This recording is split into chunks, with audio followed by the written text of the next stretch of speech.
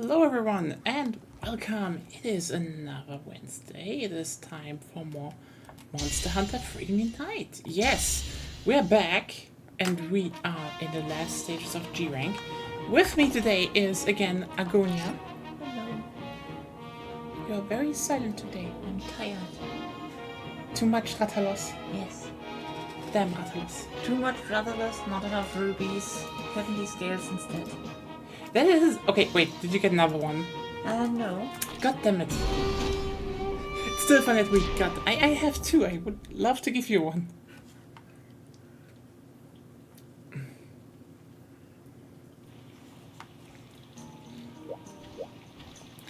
But yeah, we are back, and I don't know. I think we need to eat because we have some stuff in front of us. Because we kinda planned on maybe doing some last equipment grind because we couldn't finish everything up. But no, we're not gonna kill another Rathalos today. Actually, we have to. Oh. Well, that is quite useful then.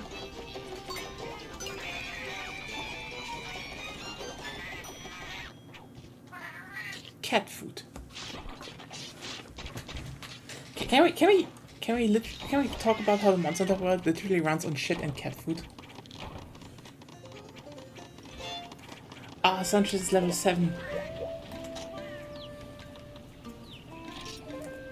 It is a big meal, yes, Claire.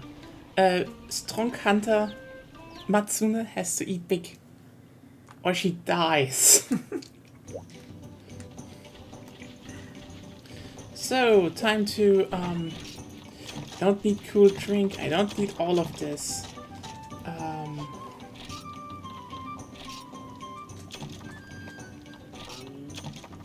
And Hiku just had 2 bites and left the feast behind. Oh, fruit. Yeah, that happens, I guess. Okay. Those cats were... They ate. Oh, yeah. The cats worked so hard. They're like... And I can be positive. This is a good dinner. And it's not indentured servitude. Yeah. Maybe. They're feline fine.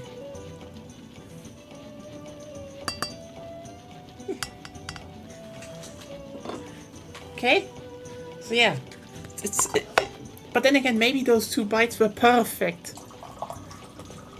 And she didn't. Okay, what? Nine. Yeah, it's that. That meal was actually larger than the hunter. I mean, the monsters you hunt are larger than the hunter, so why don't the meals? In wilds, you just get to eat like, oh, here's like a steak and a bit of flavoring. What is this? Realistic eating expectations? I mean, that's just one of the few things I would say I like about wilds. That you have, like, depending on what you put in, apparently you have different shit you eat. I mean, that is actually really cool, even though I have to say it is the logical conclusion of the, and here's the thing, say it with me, another mechanic from Frontier being expanded. Yes. No, seriously, like, it is so funny how people are like, oh, this mechanic is now, like, the first time, no, it's... It's regurgitated. Yes. It's the first time in the quote-unquote mainline series, and let's not forget, Espinas is officially in the mainline series with 3 monsters, so Frontier is now, I guess, also considered kind of mainline? Maybe a little bit? A teeny tiny little bitty bitty? And then again, every fucking big mechanic people loved about, you know, the last titles has in some form been lifted from Frontier. I'm sorry, Frontier was the trailblazer. And it should be acknowledged more that it's like, oh hey, like, oh, how did eating work in Frontier? Well, you had to have the specific ingredients at hand, so stuff that in, you know, Unite and such was just delegated to Pokepoints. For example. Awesome, yeah. You know, I would make the trade-off of them introducing Hulk pods in Wilds if I, in return, don't have a base camp where I have all my resources. I don't want access to them. It's too easy. You can't honestly, do that to me. Yeah. The base camp spamming is so easy in... And here's the problem. Yeah, I know Monster Hunter is an easy game, generally speaking. Sure. But I'm arguing even more about from like a realistic perspective. Like, why do I have several stacks of 999 ore with me? Yeah. In base camp? It makes no fucking sense.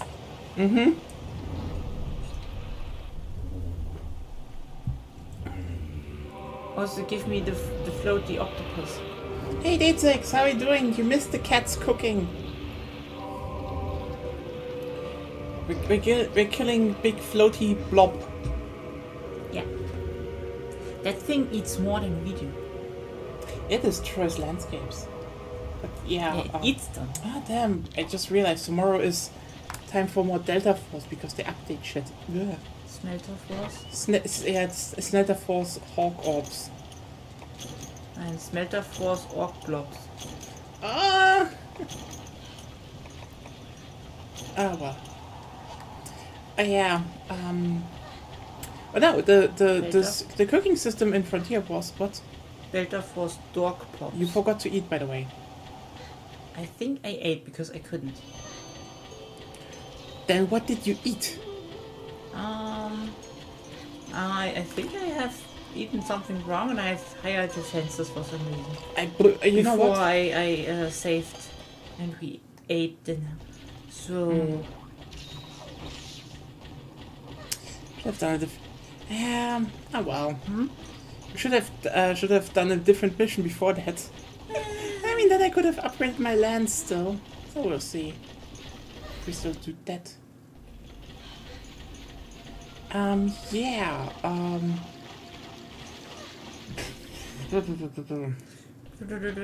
Yeah. So basically, yeah. The cooking in Frontier.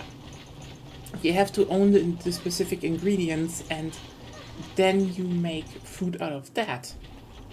Yeah, it's bento. And later they made it so that you can make bentos.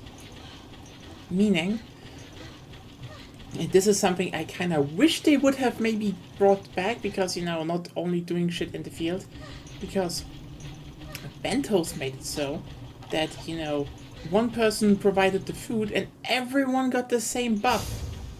It's so good. It makes so much sense.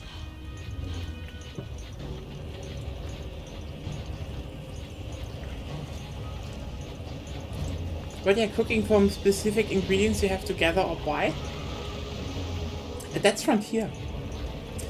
Oh, okay, yeah, but you know what? Hunter, like, you now have NPC hunters with you. Like in Rise, yeah, that was also in Frontier. That actually was better in Frontier. Like, you know what the funniest bit is? I saw someone on Twitter, and I think it is completely correct. They said, why can't we, you know, make it so that if you, for example, exchange guild cards with someone, that your hunter could show up as an NPC hunter to help for someone else? Or, you know, make your own NPC hunter that you could exchange with people, like, you know, trading and collecting the area. And then I just said, I mean, like, you just made up the Rasta system from Frontier. It's just the Rasta system. It's just that. Yep. And this isn't like to be negative, it's just, you know, the moment people think about, hey... You know what I just realized? Or maybe I just have forgotten several times? Yeah? Yamatsukami has guilds. It has! And human teeth, so it is double, it's a floating fish with... So my harpoon theory is even better because you could shoot it in there.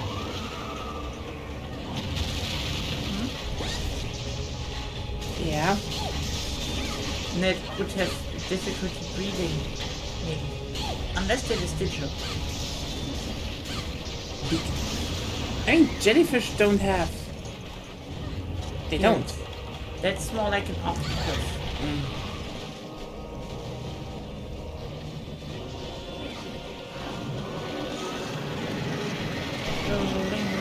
I have them. Oh, nice. Whee! Down. Down to the bottom of the Yamatsukami. Yeah. I see shit.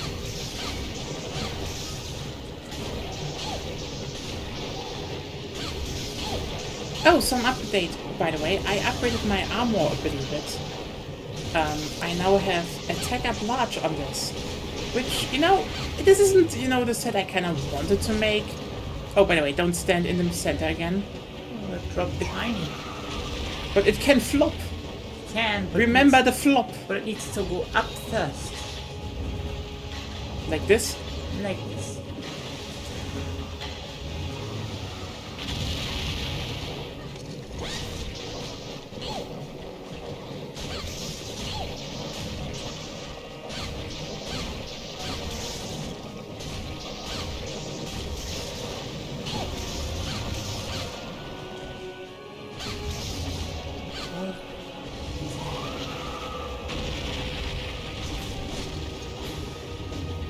Big blowbo. You can attack it. Yeah, I mean, I attack it.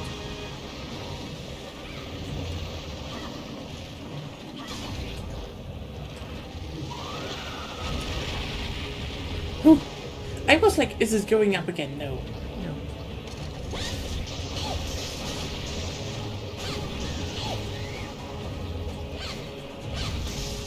Now it's going up again. See? Glad you didn't get squashed. I honestly love when monsters have, you know, the tactic of flop. Everybody do the flop. What? It's just like, it just flops onto you and kills you with its weight. That's just... Yeah, but it's That's just bespoke. But it's the wrong voice for that. Sorry. What happened? Made a fast farting attack.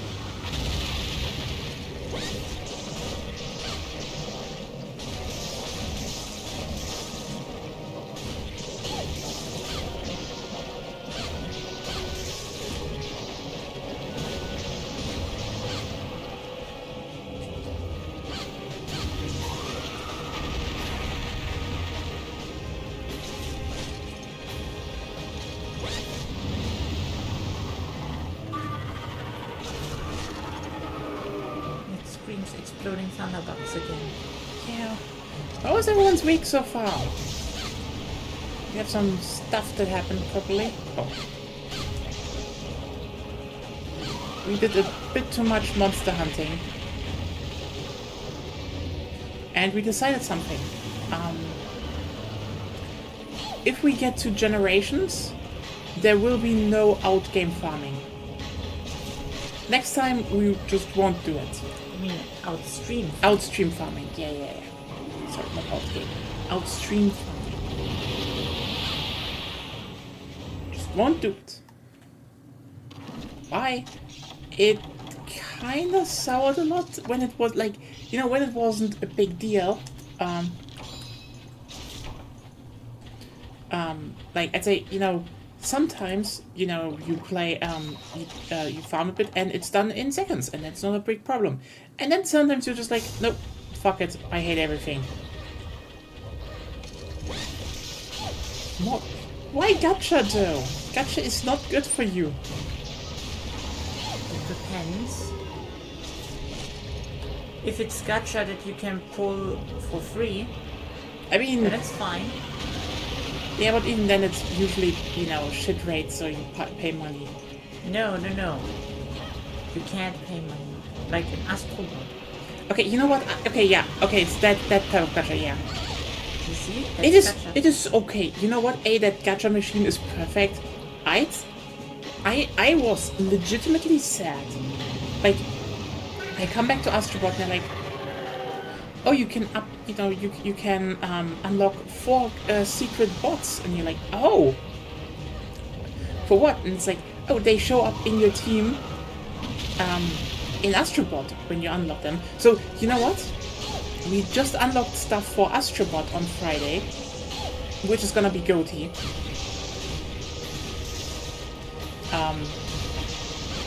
You're also way too far away. Am I? Yes, I needed to run to get to the tentacles.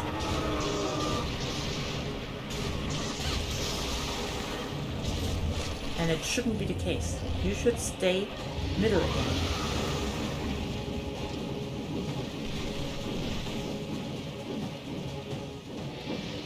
Funniest attack of them all. Like, honestly, nothing is funnier than this attack. It's just like, whee! Okay. But yeah, it's cool that they updated Astrobot. And you can unlock stuff for the next game. Mm-hmm. That is just cool. I mean, honestly, do I expect anything less from Team Asobi? Just being like, oh no, we have a free game, and we're making like a paid sequel to that game. Let's just update that game with like a new area and new gacha stuff to unlock. And what have they added? Basically, in each of the 4 zones, there is a new hidden bot with a secret, secret puzzle. It's not too hard. You can also look it up if you want to unlock. Those bots, if you unlock them, will be part of your team in Astrobot. That's kind of on Friday, from the start. So if you're like, oh, I want to have Lady Maria of the Astral Clock Tower bot on my team, you can now. Yeah, Lady Maria of the Astral Clock Tower. Some Astron, I think it's from Astroneer, Gran Turismo driver, and Ape Escape monkey. It's just a fucking monkey. It's Ape Escape Ape. Otherwise it wouldn't be called Ape Escape. Yeah. It would be called Monkey Mayhem. Monkey Mayhem. So the most... Okay, here's the thing. It wouldn't even... Again, it feels like really like a big... considering these people also worked on Bloodborne and the expansion, like, I'm not even surprised if, something is coming.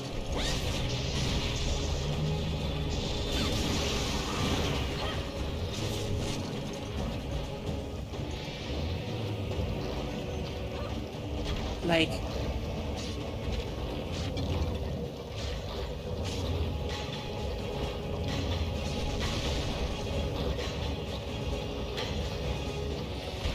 Dead. Game over. Broke my neck. Just full frontal face into the ground. Matsune Hiku and die. Matsune has been dead.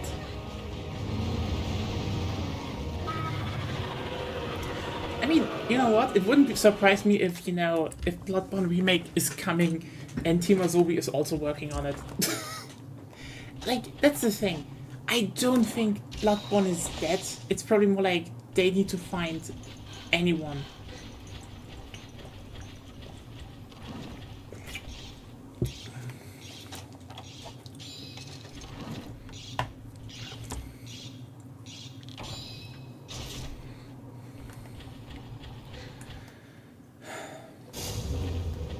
But we'll see. We'll see what comes next. There's supposedly another state of play coming, and again.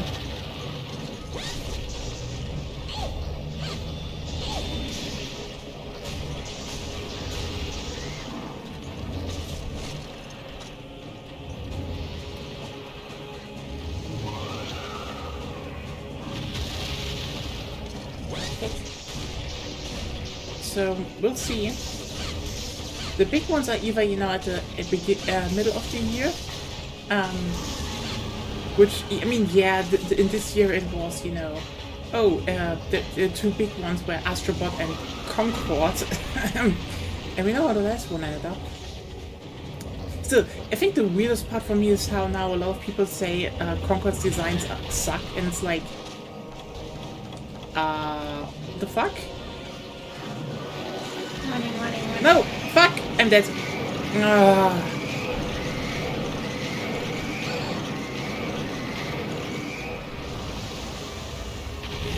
Sorry. Concord, there's no such game. Honestly, like, here's a personal thing. I know a lot of people are now blaming,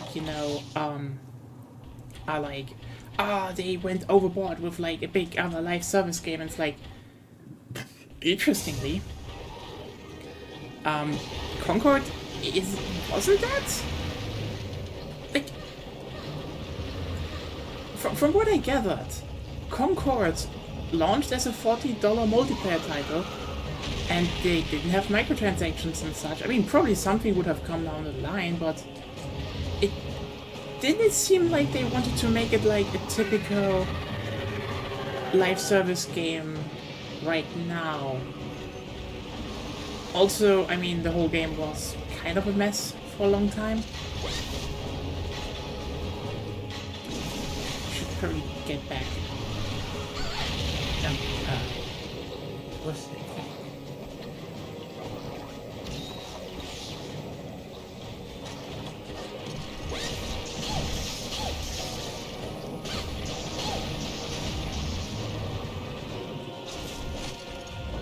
Plus we can still attack it, so...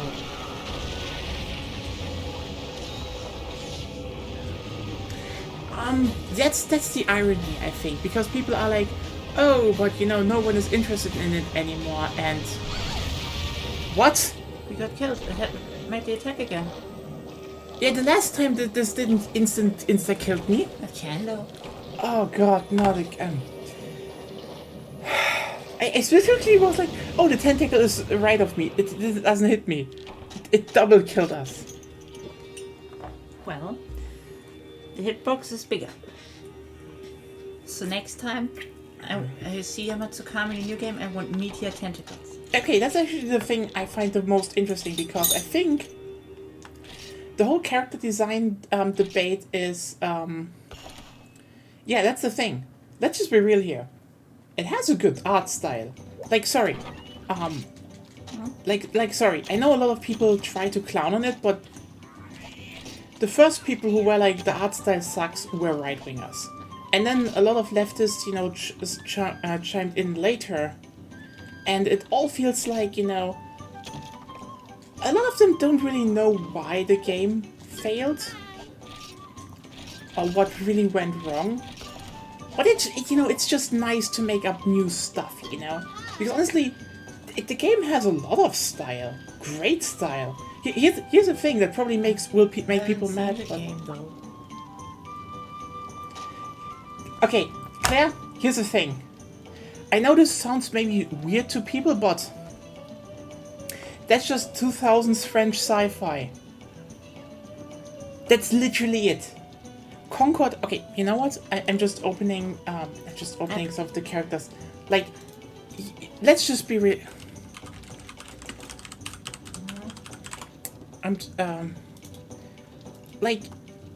I'm sorry. If you look at this, that's just 2000s 90s French sci-fi. That's literally the same kind of vibe. Movies like The Fifth Element had. That's just French stuff. Yeah, and now everyone pretends, oh, it's ugly and doesn't. No, this is like actually a distinct art style. from, French comics of that time. And I guess people just forgot. But because, like, they have good art design, right? That's this thing. And here's the thing. Oh, it's distinct, but it's probably very splitting. Probably, but like, hey, I think, No, I guess that's mainly the problem. that's the thing. I think everyone just says it doesn't land right now on the fact of, the game didn't sell because, well, there's a lot of stuff that has to go into why the game didn't sell, and let's just be real here. It's not the art style. Because, I mean, I'm going to say something probably people will hang me for, but at the moment, focus on at the moment, because the other game is just not finished yet. Concord has the better art design than Deadlock. But for some reason people play Deadlock. Probably because the art style, even though it's unfinished right now, It's more... speaks more to them. Maybe, but you know what the reason is more? And that's the thing. I mean, I remember how it was or not. We all watched the State of Play.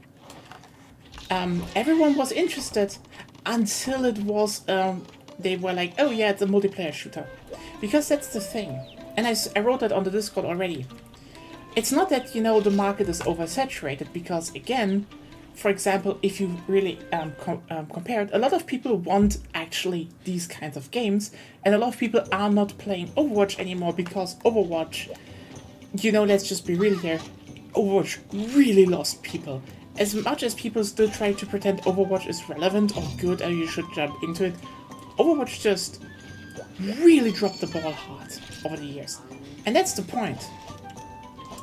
Because, people now flock to Deadlock, a game that, frankly, sucks when it comes to shooting. A Deadlock is a MOBA. Deadlock is more, like, I know people are like, but you still have to, you have to aim. And honestly, I'm gonna be honest with you. If Deadlock had a classical crit system for MOBAs, a lot of characters would work better than the now headshot multiplier, expand system that they have. Because Deadlock is mostly a stat check MOBA game, you just have to manually aim at people. It's not a first person shooter. Paladins is still the best in that regard, but it's not like that for over a decade everyone who has problems with Overwatch or hero shooters talk about what they wish from a game, and it always just sums up to you should just fucking play Paladins. You're literally describing Paladins right now. Holy fucking shit, why are you not trying Paladins? But anyway, that's the thing.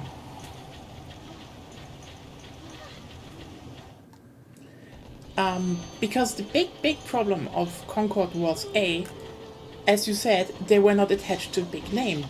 And this is, frankly, the biggest problem these shooters have right now. Because it's not that, everyone plays a hero shooter right now. See, everyone is flocking to, right now, a lot of people want to flock to Deadlock in the hopes that it fills the niche that, no one wanting to play Overwatch filled. It's, and it's also that people are tired of Overwatch. Again, people want to play Deadlock right now, basically in a game that goes even harder on a lot of that things. It's that people are tired from Overwatch. And there is a big distinction. Because let's just be real here. Over the 8 years, it's not that, Overwatch came out. It's also that Overwatch just made people really fucking tired. And Concord didn't acknowledge that. Like, if you look at, multiplayer shooters, why did people play Overwatch? Overwatch was simple. Overwatch allowed a lot of people who are not, multiplayer people to play multiplayer games. They were simple. There were some characters who were just like, you just have this one weapon, you have this set of abilities, and the rest is you just play it, Or did you just play the turret with the dwarf? Yes, that's the thing. Like, the irony is with ongoing stories, let's just be clear here, I wouldn't even give them a doubt that Concord might have pulled this thing off better, because let's just be real here, Blizzard didn't even try. Blizzard didn't even try a single fucking bit with it. But as you said, Overwatch did such a piss poor job that no one is interested in that anymore. Even if you look at, you know, the examples right now, like, Why are you coming to my side? Oh, sorry, I You thought were you were... right from it. Okay, now I'm left from it then. No, Sorry, you're not. okay, You're going back. Okay. You were right from it, it attacked, and you just went left. That's not where you go. Yeah. Because, yeah, like, over the last 2 years, you know, I played Battlefield. And they actually managed to have a story over their seasons.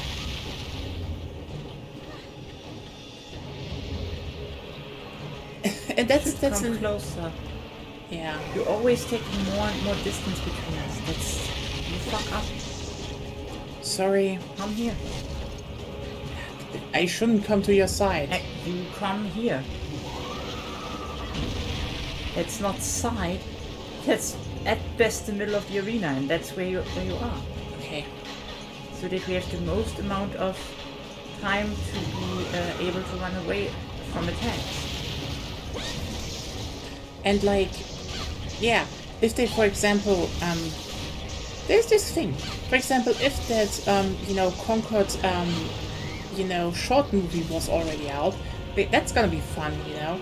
That thing will come out and probably be like, oh. I mean, let's just be real here. Concord is coming back. I know people are now behaving like the game is dead, but like, it's coming back. You're going to the right again, come back to the middle platform. Yes, I'm here.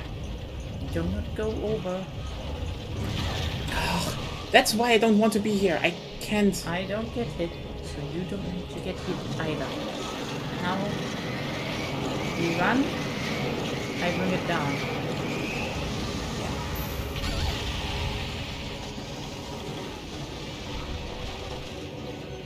I mean, that's the irony. I would say that this will help. I mean, here's the thing. Imagine if this comes out and everyone's like, oh hey, that's nice. I would like to see more of that. That's not only a good thing, because that would mean, you know, Sony could be like, oh hey, we have that IP. We can just make, like, another TV show. They already made a, you know, quite a successful one. Also, people would definitely be more interested in, you know, more Concord. And if they then bring the game back, you know, free to play, probably... Okay.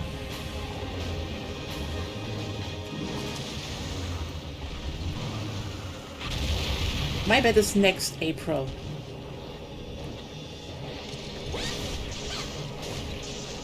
I'd say the relaunch is in April.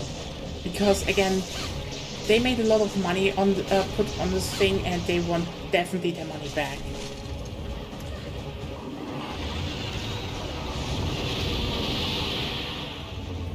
And my bet is they wait until April. That's, you know, when the market is way more clear, not a lot of things. They probably have some, you know, they probably bring it out free to play this time, have a better model.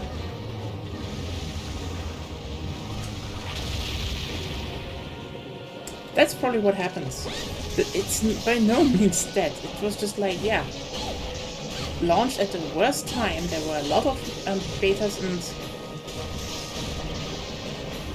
yeah, again, I think they haven't announced them. They're doing this the Nintendo model.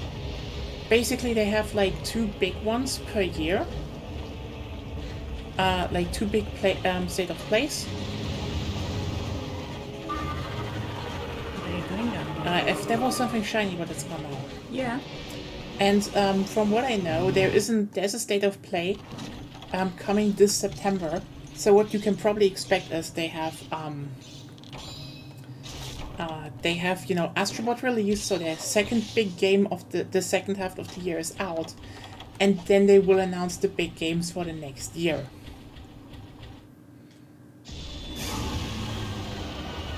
could have just started swallowing.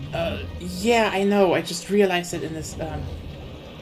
You're again not in the platform where you ought to be. I'm here again. So yeah, that's more like. I think the funniest bit for me is that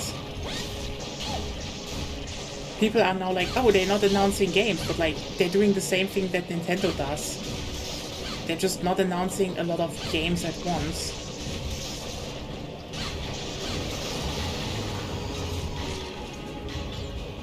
Because it's more like, oh, this game comes out in that time frame.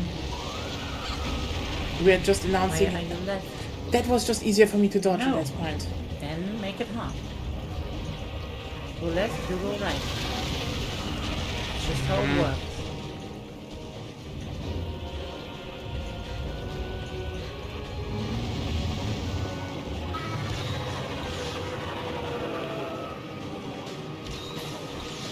Then again,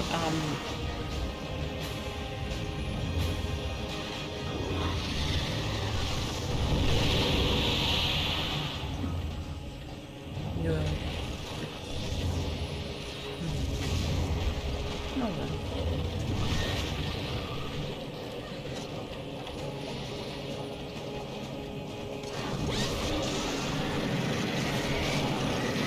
no, no, jump. I can't. I would need Art of Sheathing to do it right. Sorry, the bug, There's... No. a thunder bug pushed me forward and up off the cliff. So Well, don't get hit.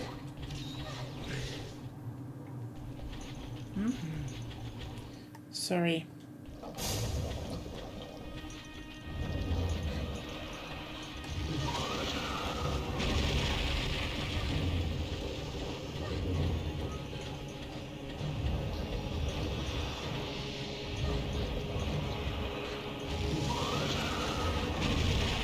But yeah, I don't think they will let Concord die. Like, the fact they pulled the game now in this manner is, I mean, this is probably the funniest bit about it.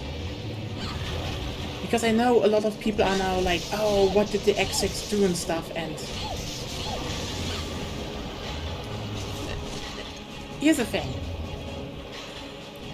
XX do a lot of shit. Just don't get me wrong. But there What are... are you doing left from... Sorry. Yeah. I'm in the middle now. Yeah.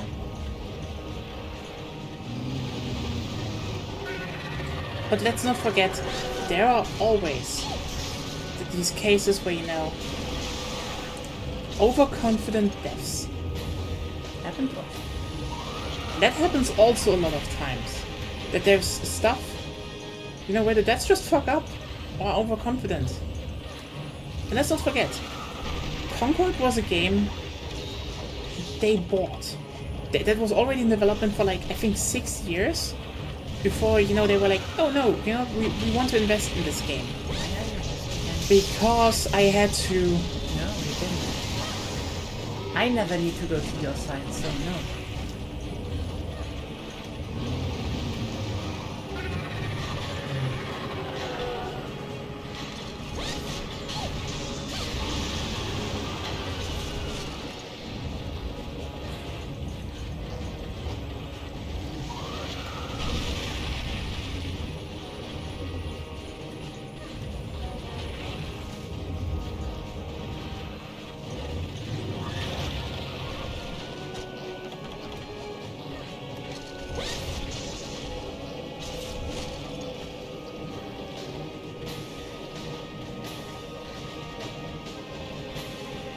Where's the two hits in?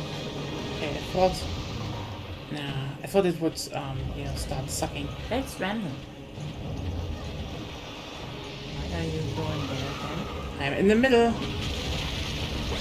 You're on the left side. When it targets us, you go right, I go left.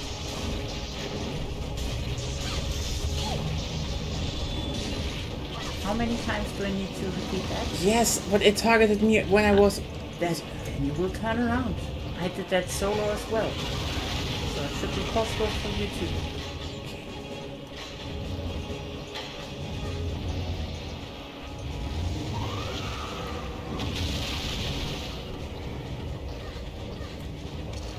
see when it targets you, and you cannot move. You're just Yeah. very, very slow. Oh, I fell through it. Damn it. I mean, that's probably the biggest indicator, in my opinion, Claire. Games, games they ignore, Instant? games devs don't, publishers don't want to do shit with. That get a notice that like, oh yeah, we just end service, or, nothing. You don't go through the, fucking... Let's just be clear here. This would be something that anyone will spin in a bad light. Period. Like, frankly, this was the right choice, because let's just be serious here for 1 second. That's assuming, first of all, I don't want you here. I don't want you say ever again. Let's be serious for a second. Okay. It's cringe. I mean, it's No. Plus, all of that is based on you thinking what they will do after they put the game. okay. Which isn't confirmed. It would make sense, but it doesn't mean that's Okay. what will happen. I'm just saying the usual pattern of ending a game is they just say, oh yeah, we end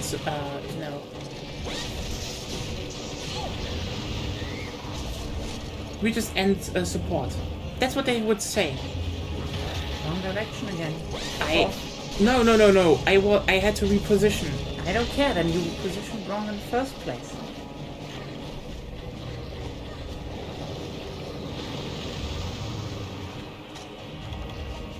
Come back to the middle. What are you doing? I'm coming. I was. You're making way too many motions that are necessary. It's congregating middle, it has locked on, so we go in our respective ways and do. You never even need to guide. I had to because You don't have to, because it was clear where it was targeting. You just didn't move because you're too slow. Concentrate for once. Okay. What I wanted to say is that the game very much it feels like they definitely want to save the game, because else they wouldn't do an extreme move like that. They have Wrong confidence. direction. I was in the middle. I don't care. You go to the right when an animation starts, or even before that if you're that slow. We both have our weapons sheathed, and I never have to do those maneuvers, so you're doing something wrong.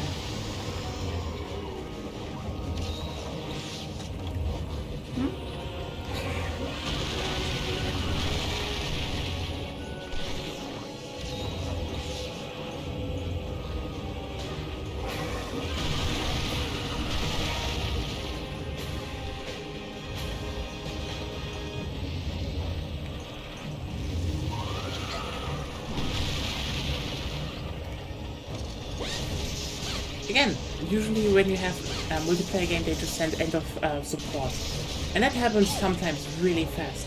Just don't forget how fast Square just got it foam starts and all the other games they made. This Oh, that came out. Oh yeah, that came out at the beginning of the game of this year, Huh. and then it was also taken down already. Well, yeah. It's Square. Oh wait, I think they're transitioning to free to play. It's nearly the same.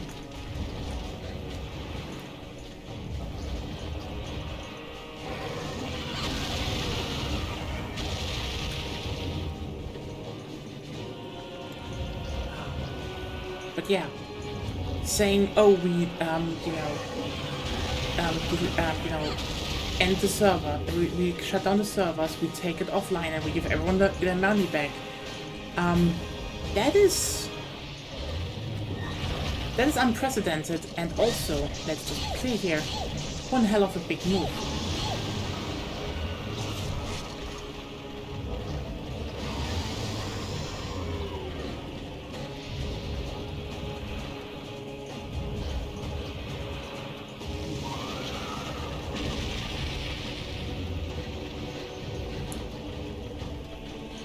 Because the thing I see is before they piss anyone off, they're just like, okay, we're gonna have probably something for the people that have it physical bought in the store when they bring it back.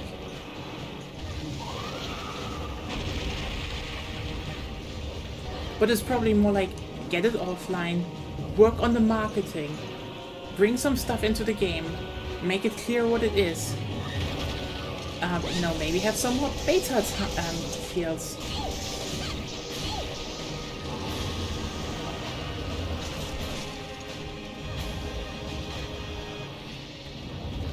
And then bring it back in a time frame where people know more. Well, actually just have no time.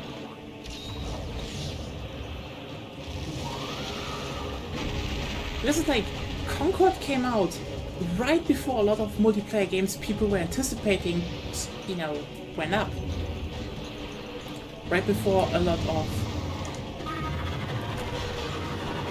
To dive, that's the... Yeah, I misjudged the attack. That's all. That one you never get right. Yeah.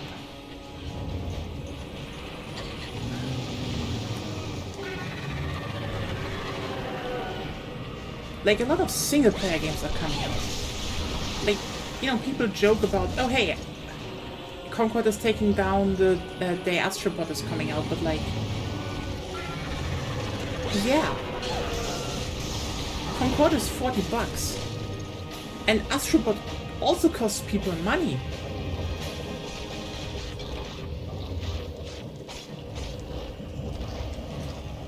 Just...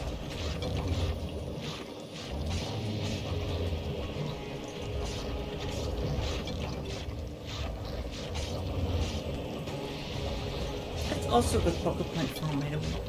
Oh yeah, true. Yeah. And a lot of people want that. A lot of people want Call of Duty. We just had like a long ass time the Delta Force Alpha that was also pretty popular. It's just it just launched in during a time where there was just not much room for people to spend money and commit to a multiplayer game, while also just not doing any kind of marketing to tell people how to care. Here are a few things I would probably suggest the Concord devs. First of all, fucking capitalize on that short movie. If that short movie has like a lot of charm and sells the world and such of Concord, people will be fucking down for the game more. We're in position. I'm coming. Oh, No, you're not. I'm not allowed to. Especially not outside. The inside of the arena is safer. Sorry.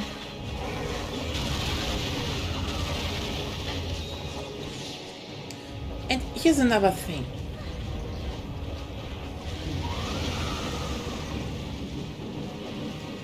They should make a Concord single player game. Like, no shit. Concord can probably run Why well. are you running away?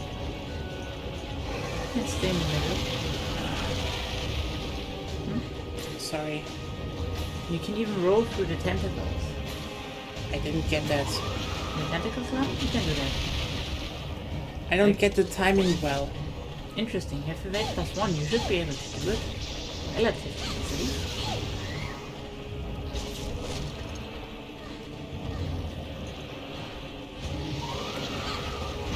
Nope. I can just roll through them. But even then I nearly never have to. Because I position. Oh, fuck. I'm gonna run fast. Yeah. You also try to heal when there isn't a heal window. It's like another problem. Yeah. Sorry that I have to speak over your Concord thingy. You need to play first.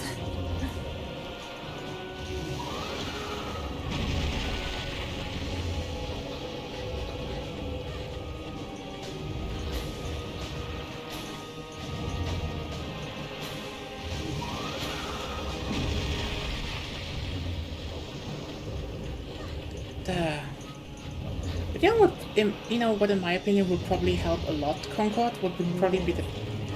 You don't need to jump all the time. Sorry. It was already locked on. How many times do you just want to stay there?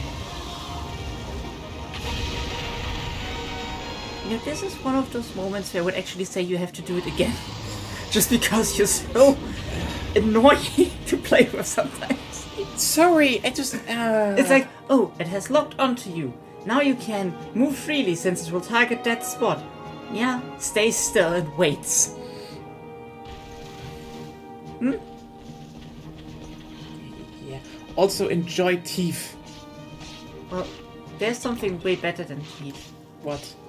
When you're done carving, look at the backside of the mouth inside of Yamatsukami. Okay? I forgot.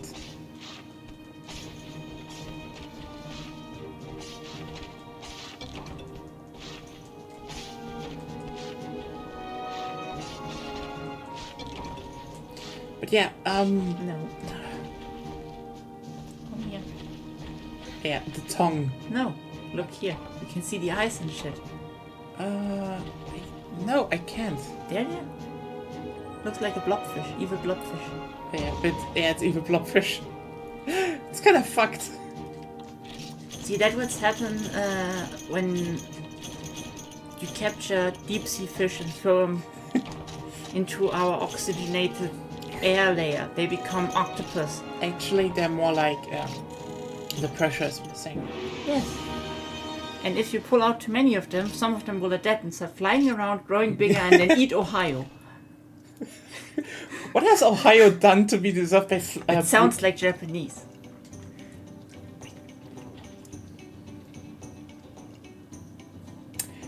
I think we just offended like 2 countries at once. Amazing. Wasn't there some internal canon already that I offended every Asian country somehow? You probably have at some point. Except the ones you don't know exist. They're safe. Good thing you don't know about Malaysia. What about Malaysia? You never said anything about them. I conquered them in Wiki 3. I also conquered them.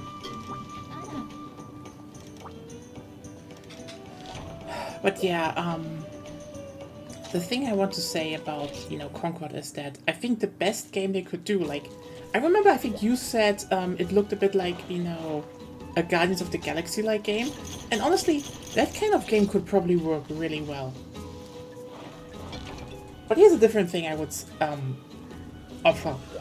Considering, the whole story of Concord is, they basically hired, gangsters to, do stuff in sci-fi. So they're cyber friends. What? Cyber friends. Cyber friends? Friends. French. Yes. So they're Shadowrun, but French. Basically, but also they have their own ship and they run around. Like, they're a ship crew with different, abilities. So that's the thing. They're basically a ship crew with different abilities, but you have them in the multiplayer arena, which is like, again, you can keep the multiplayer game. But here's the thing. You want to have an untapped market with Concord? Make it a Payday clone. You're literally sitting on a host of characters with their own unique abilities in a sci-fi setting about stealing stuff from corporations on, weird planets with unique tech. The fuck are you doing not making this like a 3 or 4 people player co-op game where you pick characters with, their unique abilities to either go loud or stealth into, to pull off sci-fi heists? Why? That would be creative. Yeah.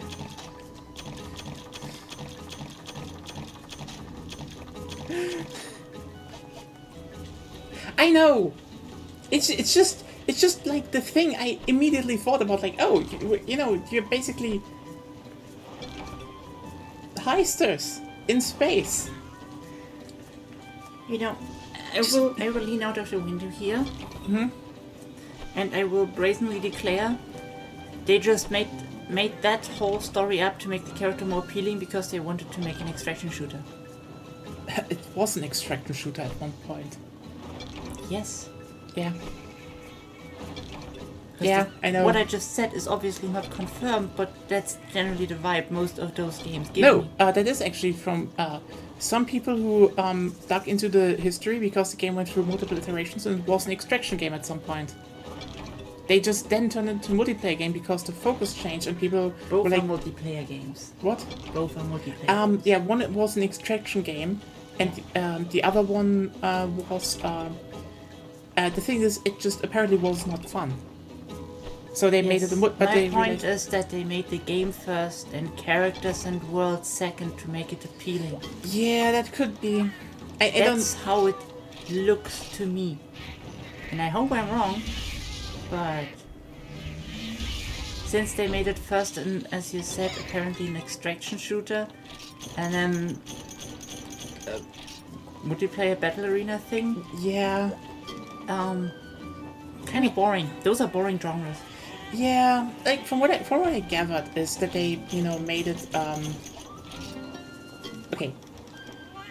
From what I gathered is that, the story and the game was developed side by side and it was an extraction game first until they realized that the whole, extraction part is boring because you for a long time just don't do shit in those games. And let's just be real here.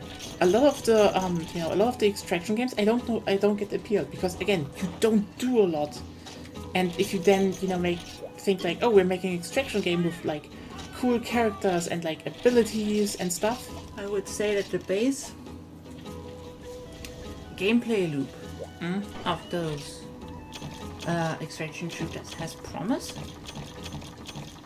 And they're promising, but it's just a very baseline gameplay loop that doesn't get refined further by any game of the genre. Yeah, I think the big thing that the first one basically was, Tarkov, is just... It is insanely realistic. And basically every game later kinda copies from Tarkov. And Tarkov has good ideas, let's be clear here, it just has shit devs. The big thing is just... I had the confused cat, it's so cute. The thing is just Tarkov works because the whole realistic, slow approach is, you could die any second and you lose everything, so there is a big oppressive feeling. What apparently happened with Concord was they made an extraction game, but we're like, oh, we're gonna have, all the fun of a good hero shooter in the combat, and then they just realized, the obvious thing, the shooting was just way more fun than the rest of the extraction game. Which... Duh. So it's not that I, say this seems again one of those moments where they realized, oh, we have a different game at hand that is a lot better. But then, as you said, the story feels off because it's like, yeah, why the fuck are they doing it like this? I need to put stuff in, but like, I need to look what the next. It's the first quest with the Tigrex. Oh no! Oh yeah, the Tigrex, and then like Yes, okay. I know. I'm prepared.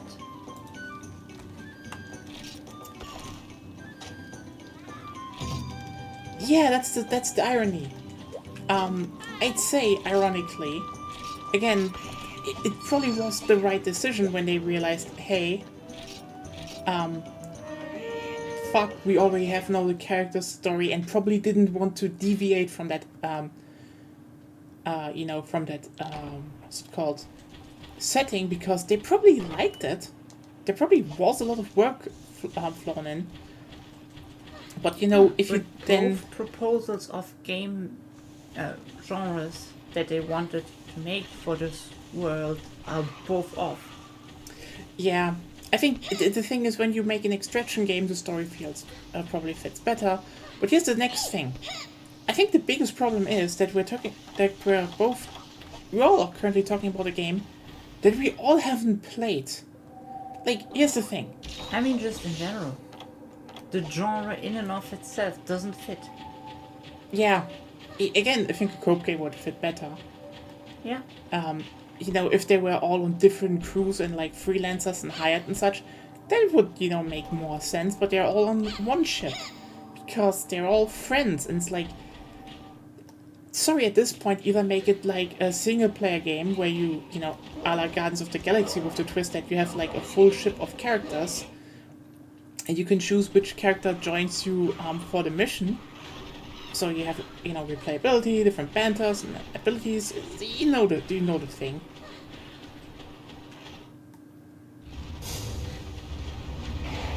Yeah, but that's the irony. They had something there. They made that game. They made the PvPvE game, but realized, you know, it was kind of boring.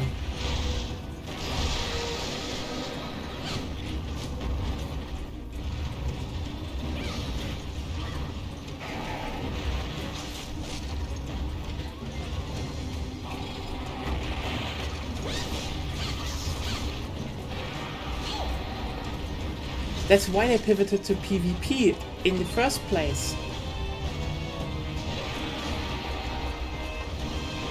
Because the PvP part was just more fun.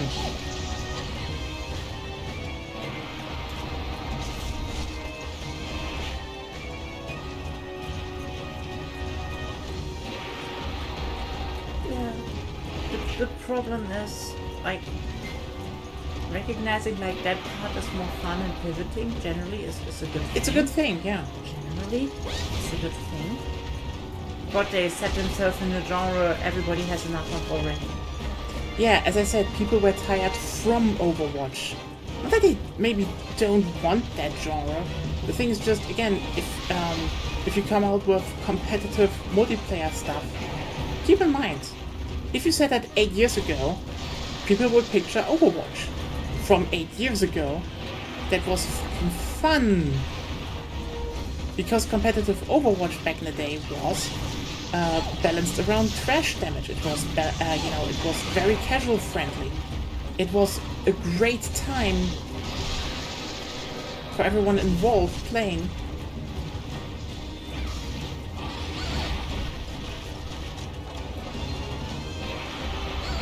Okay, I couldn't evade that, by the way. Oh, you could have. No, I couldn't. It ran onto me while I was moving up. So the frames ran out. Yeah, but standing in a way that it doesn't knock you down beforehand is basically Yeah, your that's job. what I tried, but also hitboxes were weird. I'm coming again. But, and that's the thing. I think this is probably the part people need to keep in mind. When you talk about competitive, you know, hero shooter, again, 8 years ago, Overwatch was around trash damage, fun to play, very casual. Everyone could play it. It was very accessible.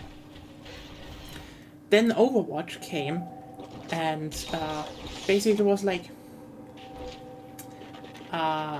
so fun is bad. We will balance everything around the pro scene. Even the pro scene hated it, and now they killed the pro scene. Because, you know, oh hey, Pharah? Yeah, so Pharah was the character where you could just fire rockets and they did splash damage. Now you have to hit characters to actually make damage. Fun. Yeah, and the reason they gave was because she was too strong, even though Pharah, even in the pro scene, wasn't that strong. Yeah. So there was... That was pretty sure just biased by the devs. Yeah. Or, you know, oh, Symmetra has to be changed because she's so easy. Which, you know, she wasn't. Or, you know, they just gutted attack defensive characters? Because that was a thing. Remember that? There were, you know, tank, support, attack, defense in the beginning. And they just killed that. Why? Because, you see, if they did that, you know, if they were to keep that, you know, like Torbjorn and such, they would have refocused the game. because they made the decision to have to have King of the Hill modes besides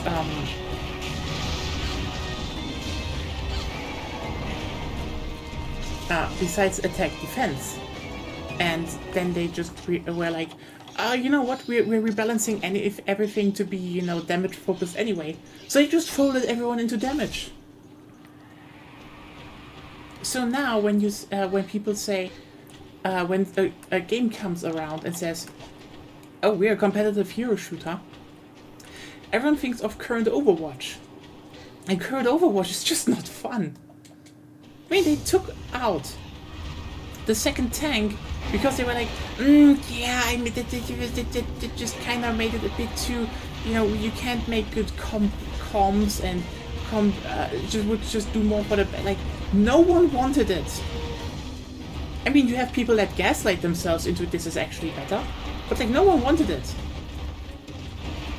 Seriously, no one wanted that. This was a change simply made to say that the second tank was gutted from Overwatch. Second tank? Yeah, you had 6v6 in the beginning, and now with Overwatch 2 it's 5v5. They literally were like, you're not allowed to have a second tank on the team. Which just made tank play for everyone shit. You could still have a second tank. No, you can't. You're not allowed to. 5v5, not they. Yeah. You can only have one tank. No, it's literally you have to pick a role that you queue up with now. But they can't be more than one tank. Yeah, they basically said, and this is also why they folded. You can just say yes if I'm right. And that's the thing, they folded. Calm down. I have no patience anymore for this shit. They folded I attack. said calm down. Sorry.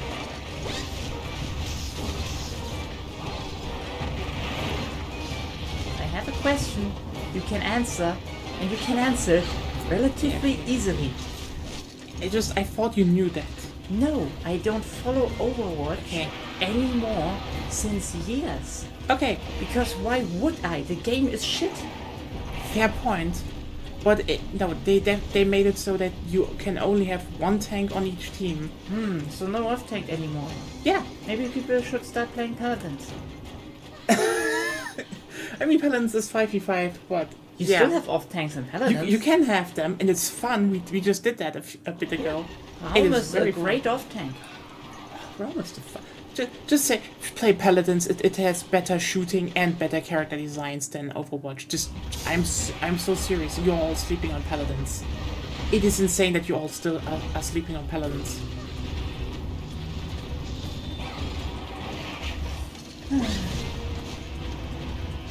But yeah.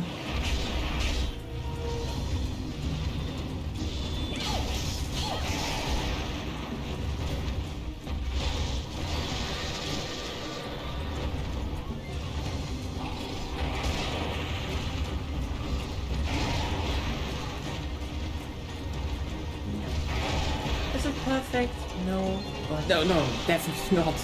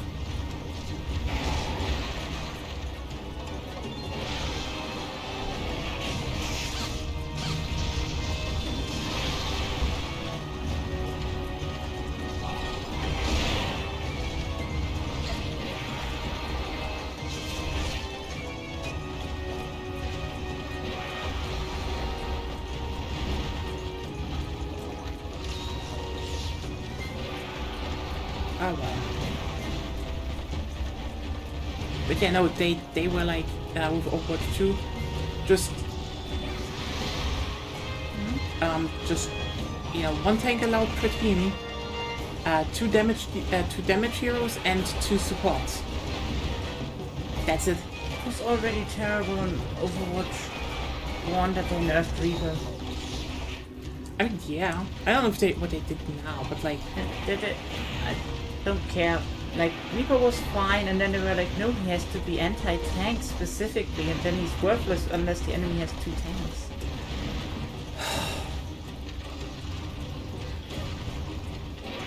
yeah, that was just, it's just, I don't know. And like, here's the thing. You can hear from our talk how frustrated we are. And I think it's similar with most people. I think most can, you know, articulate the fact, you know, what pisses them off about Overwatch right now. But the fact no one is really talking about Overwatch right now, except for, you know, the people who insist it is good now and, you know, never want to try Paladins. Cowards. I will not let that point die, sorry. It's just... no one talks about it anymore because it soured everyone's perception.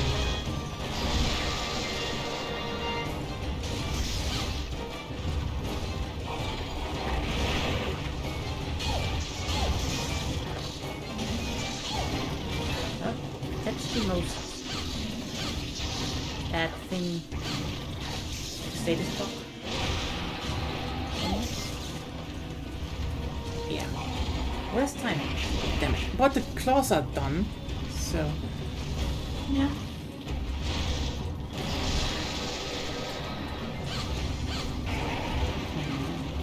Sorry. You could have just turned around.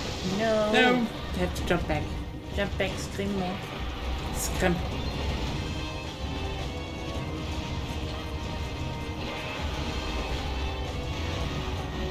And that's probably the biggest irony about Concord. They had a beta that basically everyone missed. Like, I thought about trying the beta, and then I missed it. Not the same with Pax Day. Yeah, it was too short, it wasn't really advertised. Like, the fuck do they expect? Remember when we were like we were registered for the beta and Pax Day, and it was like, yeah, this weekend. Yeah, this weekend. We forgot. Yeah. We had a lot of other shit to do that weekend, but like... well, sure, but we completely forgot that it was even there. yeah. Because it's so impersonal with like emails and shit. Really, who uses emails?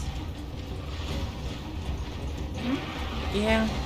Like, Emails are for weird spam stuff that your game sent you that you never look at.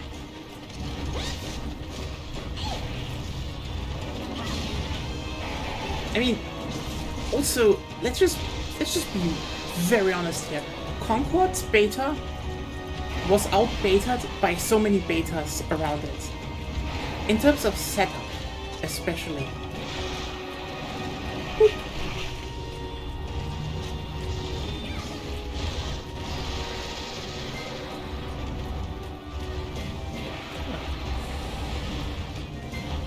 And that's what happens when you don't have earplugs anymore. But you have technically other stuff. I don't have technically other stuff, I have other stuff.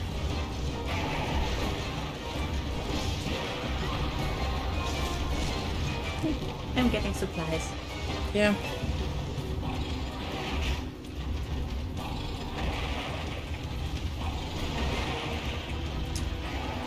Okay, it's gone to somewhere else. Like, so the Concord beta was just announced, you know, without big fanfare or anything. I'm coming back to the camp as well. Okay, why? I need rations. Rationen. Yes. It just ran for like 1 weekend, and it was just open. Mistake number 1. And we're like, you probably would be like, but what? Why is it open beta a mistake? No. Open betas are not a mistake. Not doing it, after a closed beta is a mistake. Why? Because people have fucking FOMO. Like, look at how fucking Call of Duty does it. They call it beta early access. It's a closed beta. They have a closed beta weekend and an open beta weekend. They just don't call it like that. And yet, people fucking fight for keys online because you need to watch your streamers. You need to talk to your online accounts. You get engagement. Now, Concord just slapped their thing out there, hoping that people will just join and be interested.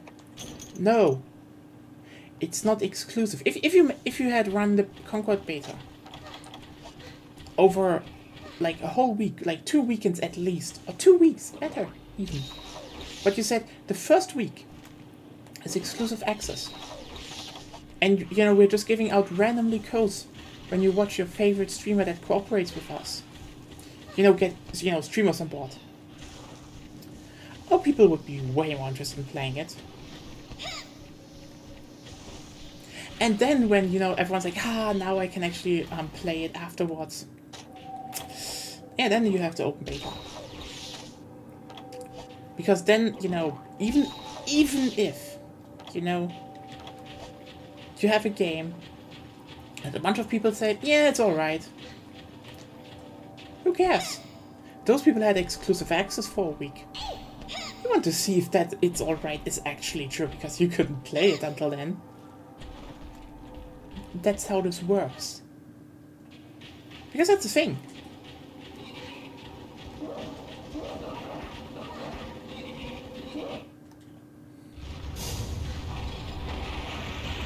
Maybe Concord is really fun to... Oh, fuck. Ah, fucked off. Oh, yeah. I just hit it once. God damn it. Oh. Yeah, the supplies had one. I just understood surprise. No, the supplies. Yeah, that was a bit... Yeah. Maybe we should have saved that a bit. But it just got here. Yeah, fair point, I guess.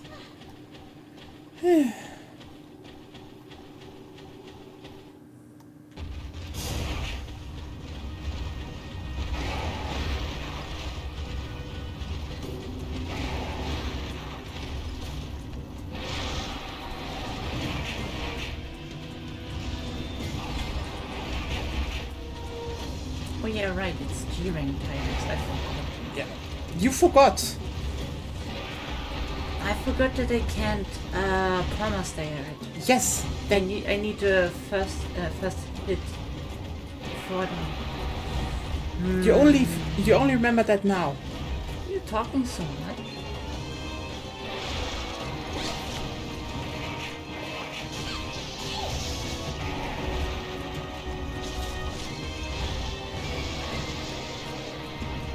Oh well.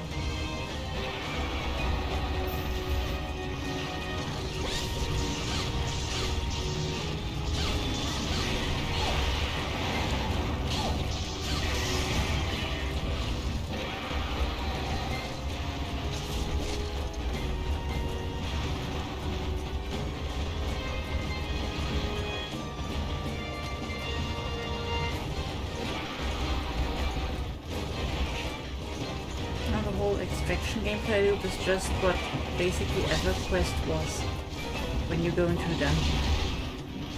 Yeah, technically. So, in other words, they should just make him a real MMO again. Oh, yeah.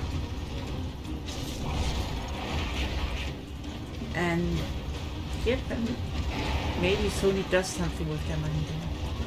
Who knows?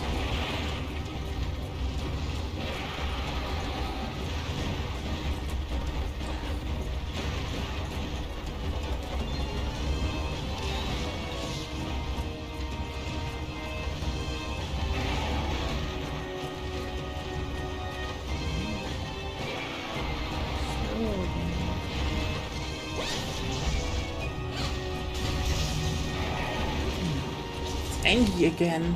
Yeah. Almost I couldn't get my level 3 charge in there because he just like poke, poke, and then no damage goes in. Tigrex is definitely not a lance fight. It's not what? Not a lance fight. Yeah. It's not a thing you should do. Yeah, as you to can. You can a lot. I can also kick it to death. Not G rank. With like Feline Heroics and Kickboxer and stuff, maybe. Maybe if you're really good as 4, then you could kick it to death.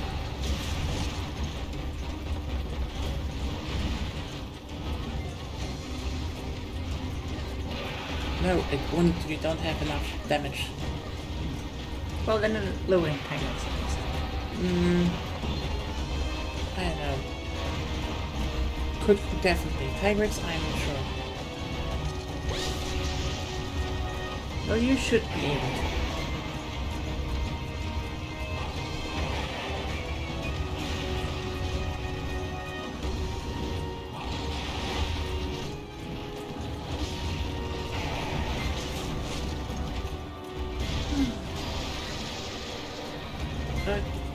Even the MMOs that come out now are always like people who apparently want to make MMOs, maybe, or they're grifters.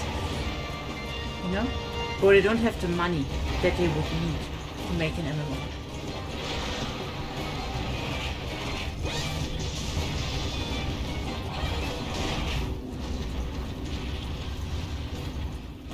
Do you like remember how much shit World of Shot.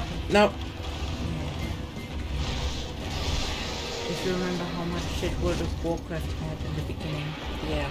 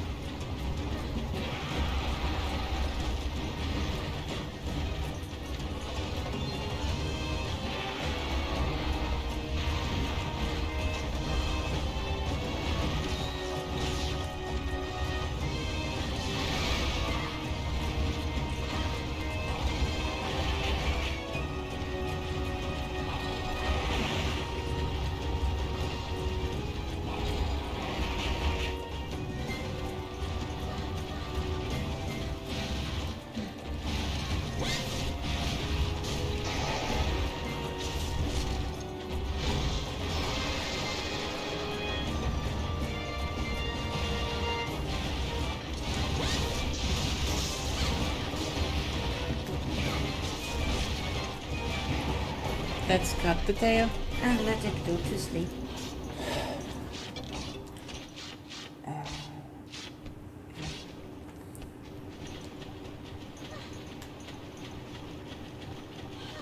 Oh well, but yeah, it's again. I think the big problem was just again, no one played the fucking Concord beta even.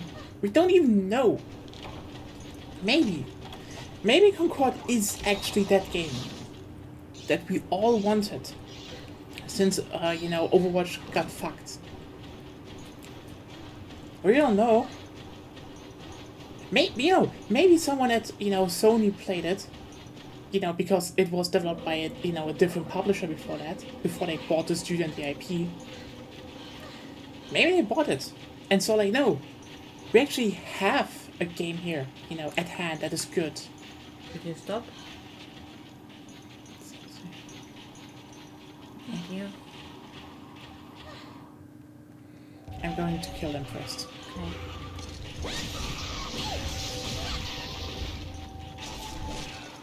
Good.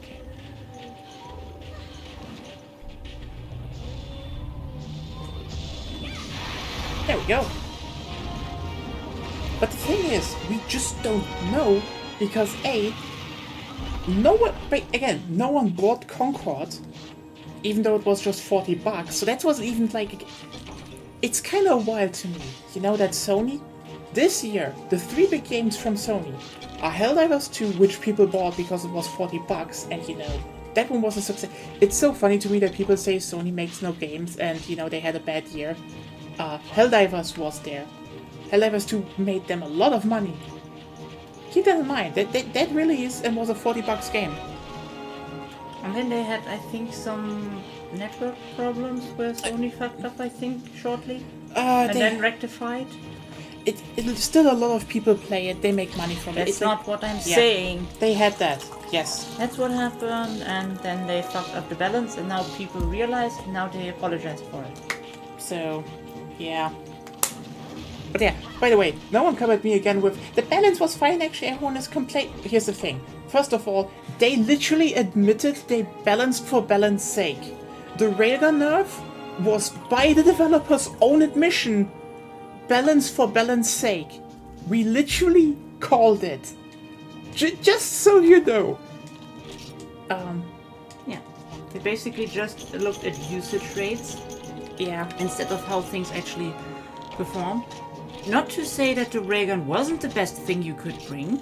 It pretty much was always, even in bigger groups. But the problem was 99% of the weapon roster was shit. Yeah. And we know that because they literally buffed it later because duh. But like, again, I think the big part we need to point out is just they made money with that game. They did. And it's still popular. Maybe people come back now. Who knows? Maybe we come back. Maybe. They made some big updates. Who knows? But the thing is, that was a $40 game. Their big game cost $70, is Astrobot, and that's a single player, that's a family-friendly single player collectathon. Not even Nintendo is releasing that kind of game this year. And the other one, Concord, like, I know people shit on Concord, but like, can we just talk for a second that Concord was a $40 multiplayer, it was a $40 multiplayer only game, but with all battle passes and stuff? Are you mining again? I don't know. Stop mining. It was we don't have mining rights anymore. It's a force of habit. You're not America, you don't just get mining rights. Maybe I find oil. The monster oil. You need the Grand Fleet Admiral, and he takes like several Regen corpses and presses them together real hard. Monkey oil. Monkey oil. But like, just think about that for a second. They released... Concord was technically a multiplayer game that was, actually not, Battle Pass free-to-play, live service game. It was just... Here's $40 and a fun multiplayer game. And now it's probably going to re-release as, a free-to-play live service. It kind of sucks that it's probably gonna be a downgrade. But again, the big problem of the game is the, gross mishandling on when it came out, how it was marketed and stuff, and to a degree... It was marketed? It was marketed a lot, like more than Astrobot, ironically. Yeah, but people know Astrobot. Yeah, that's why Astrobot doesn't need marketing. Everyone is cloning. But then again, I looked, I saw with you and some others, I think, what was the last thing that advertised games that we watched? Gamescom? Gamescom! Yes. Yeah, there was nothing there, I know. No. Well, that as well, but that's not my point. Yeah. My point is, nobody knows how to advertise shit anymore. There are some trailers where you can maybe guess what kind of game it is, and if you're lucky, you can imagine how it would feel to play it. Fair point. Most don't show gameplay. Ironically, if you think about it, Concord actually showed gameplay, but I think that's the next problem if you make a hero shooter, and I think this is probably what everyone thought. Because here's a good example. Probably all of you have seen pictures of, gameplay of Paladins at some point because, it was the big, the Overwatch clone, even though Paladins literally released, I think, 4 months after Overwatch. They couldn't have copied Overwatch in that time. Even though, especially since Paladins is balanced around built around a completely different mode. They just had us, they just were unlucky. And Overwatch was slightly faster, and everyone was ignorant. But the thing is... 2 Black Diablos, by the way. What? 2 Black Diablos. 2 Black Diablos? No. But... Just be real here. you saw that and you probably were like, you have no idea how it plays. I mean, what?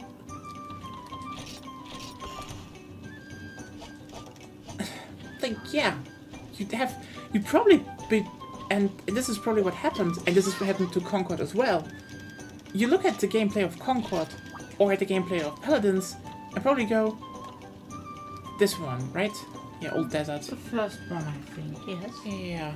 Black Phalanges. Yeah. Okay. Phalanx.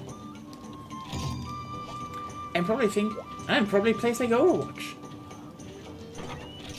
Yeah, they would. So, They would need to yeah. show specifically how it's different. Yeah, and I probably can't even tell you that, Paladins actually plays better than Overwatch, because you're like, what does better mean? Well, first of all, I would say the time to kill is lower. It plays way more like a classic shooter, ironically, even though you have distinct feelings and what characters can tank and what not. And they have just a big variety of how a character shoots. Way more than Overwatch. Because the thing is, Overwatch tries to be quirky, while in Paladins everyone's like, here's a gun that is fun. Sometimes they have some quirky stuff. Sure, like someone pours oil on his blade that flames up, and then you just throw fireballs from the blade. Silly, but Fire slashes. Yeah. I have one here. Wait, Nice. the second one is south of 10. Okay, should I go there? Sure.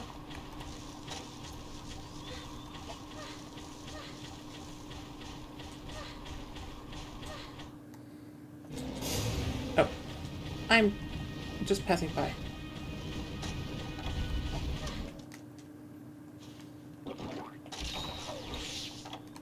Yeah, it should Jeff. be there.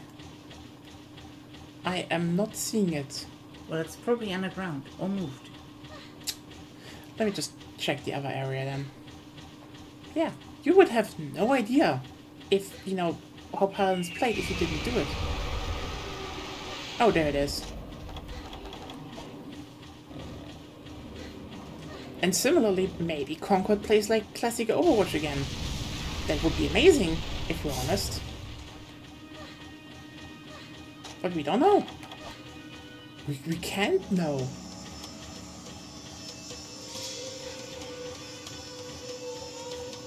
Well, you could technically do some research and stuff, but yeah.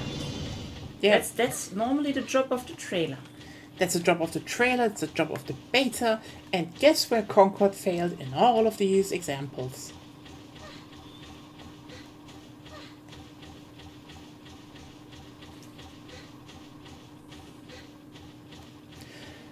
Well, let's focus on this again. We're playing Monster Hunter after all.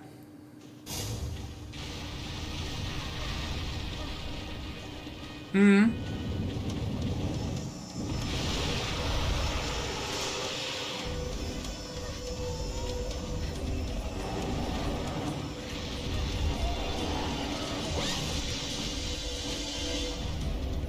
would have to look at the trailer again because I literally don't remember it. But I don't think any trailer of the Gamescom, for example, showed any game at all in a relevant way.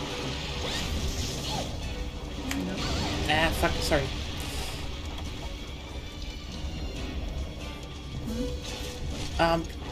Ironically, I'd say I think Call of Duty showed gameplay. I just don't. I think 3 games showed gameplay extensively. Call of Duty June. Dune made, so in my opinion, again, a really good example of a really bad trailer. Because it's basically, you're stranded in Arrakis. Okay, yeah, I know Arrakis. Okay, what's going on? It's like, some dude pops up and gives you everything you need.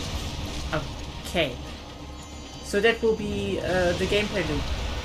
Dune is set dressing because some guy will pop up and give you water, food, and gear. That's what the trailer showed. Not how you actually get stuff like that. I mean, later they showed it, but yeah. No, they didn't. Where do you get water? You can get it from the blood. Technically, but that's something you should show in the beginning with anything. No? It's like, yes, in your base with your people. Okay, what if I play solo? What then? Can I have a base? How do I get a base? Those are some basic gameplay questions, if you ask me.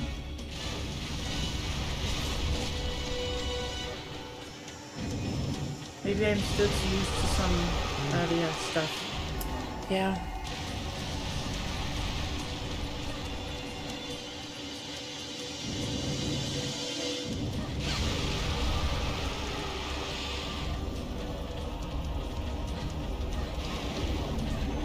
It's not like the Monster Hunter World trailer where you were like, okay, it's Monster Hunter, but the moveset is slightly different, and we have those new mechanics. Because that was an established series. Making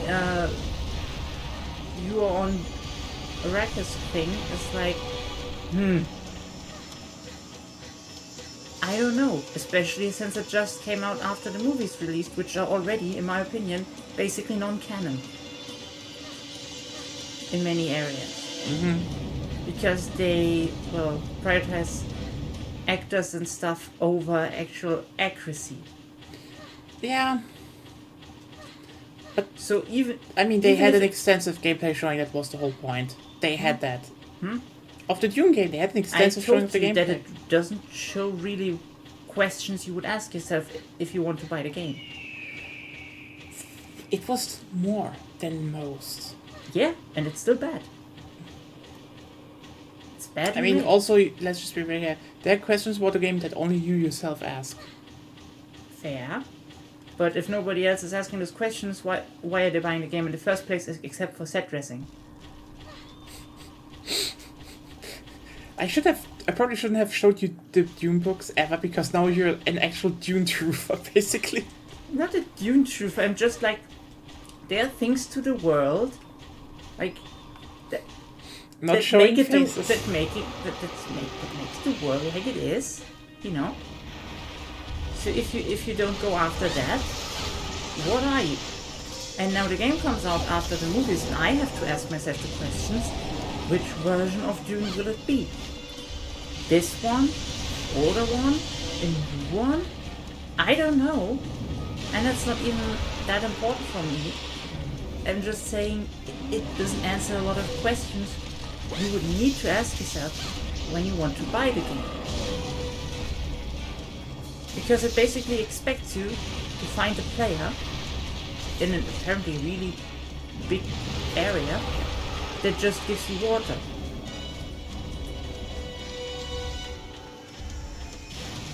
Eve does good trailers, for example, for things. You show one player who plays solo and has a hard time getting water and food, and the other one finds community. Then you can show the two paths side by side. That would be nice. Would be a beginning. Do you have problems? Yeah, I currently need to focus a bit. Okay, then I'm silent.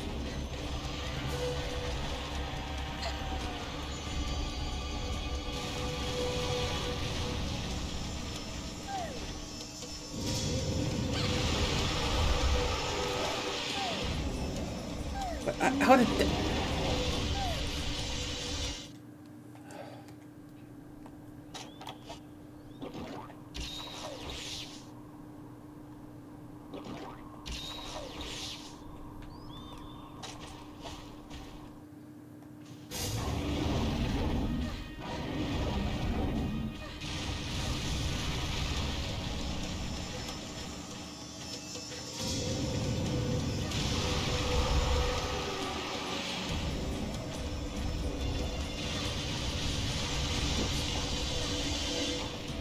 I risk too much.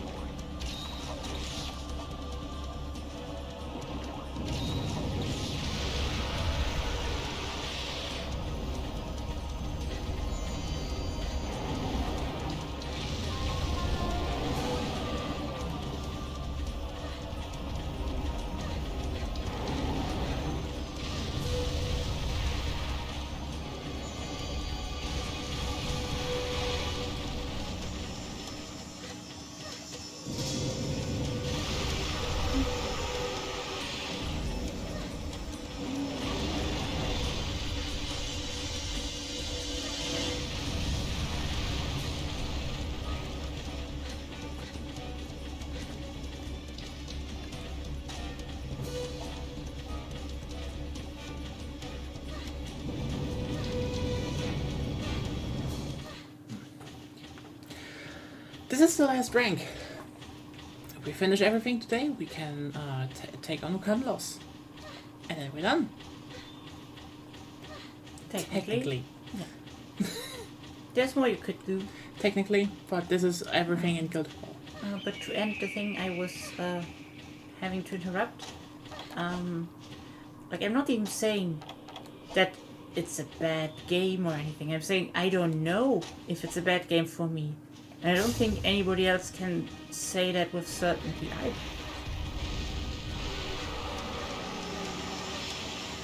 And that's what I mean with a bad trailer.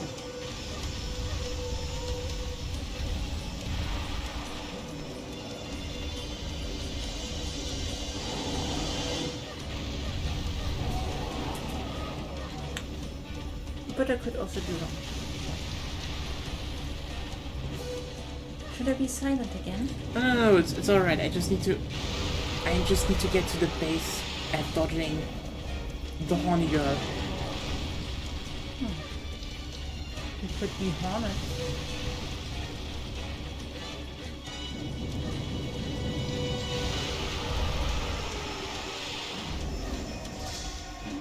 There we go.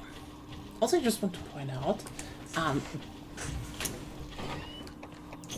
Diablos.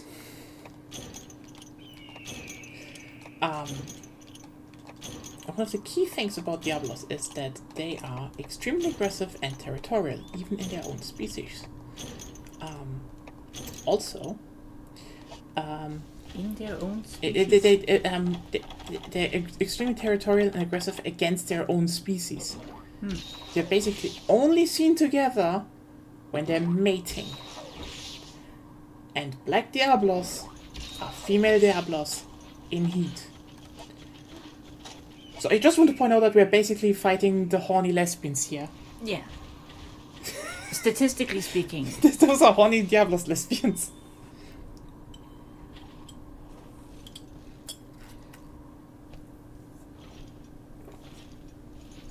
It's true. I the facts just speak for themselves.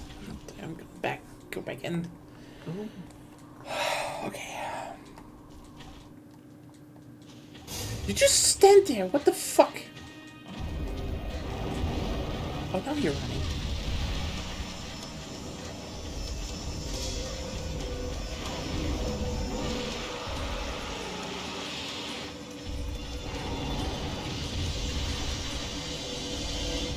Well, that's basically all I have to say. Otherwise, air for that clue is probably gone. Yeah. I just think lots of trailers are missing what their actual job is. I don't even know what good trailers are in comparison. Like, Metroid Prime? okay, that one was very vibey though. Also very old. Yeah. But it brought over the mood. Yeah, fair. And what you do. Ironically, for some reason, fucking, If you do open world with lots of shit, you have lots of things to answer for.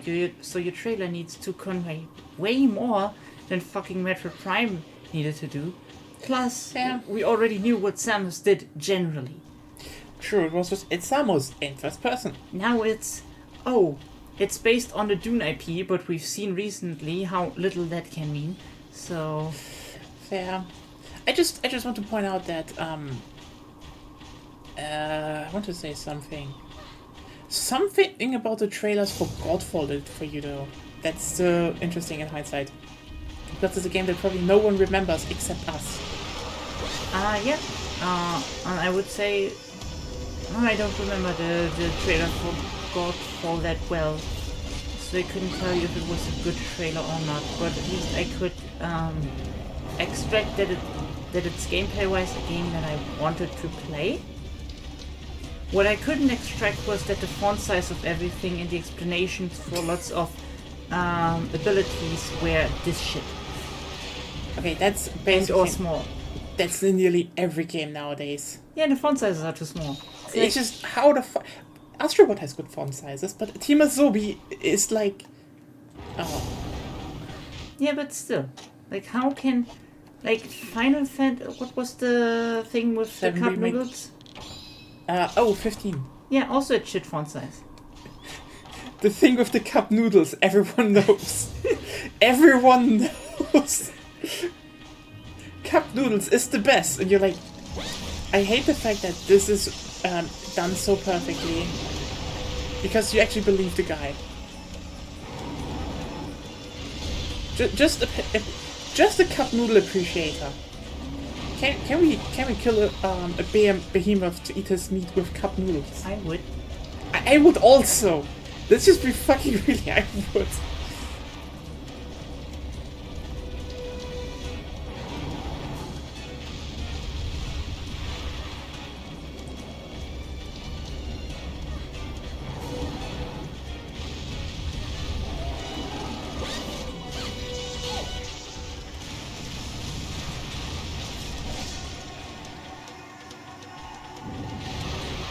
Also, there is a Final Fantasy world out there where canonically cup noodles exists. Just pointing that out. This is why Jack needs to be chaos. Imagine if Jack just showed up in 15 and it was just like chaos. And I'm sorry, it's just cup noodles. And he's like, tasty. I mean, why would you be chaos if not for cup noodles? Also, you do Diablos is untagged. Please tag your I Diablos. just retagged it a while ago. There we go.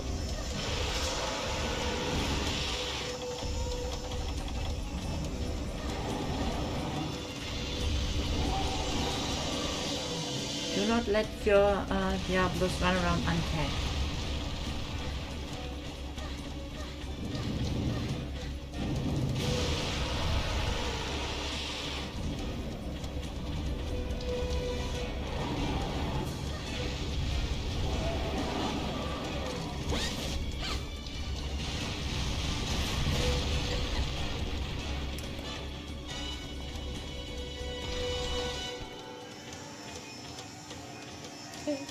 Safe. Good. Also, Final Fantasy Origins, shockingly good game actually. Yeah. I didn't care to buy the DLC, but the game itself was fun. Maybe we should get the DLC one day. Maybe it's good. Who knows? Is there more Jack? Yes, it's literally about Jack. Okay. Then I'm fine. Then I will probably play.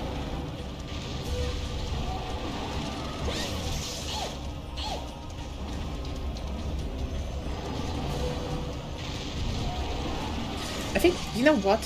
Stranger of Paradise feels like Nomura had an idea, pitched it to Ninja Theory. They said yes, they got like, and Square was like, oh, would this be like a good game actually? So they just got like a shoestring budget. But holy shit, I have, like, here's the thing. I know,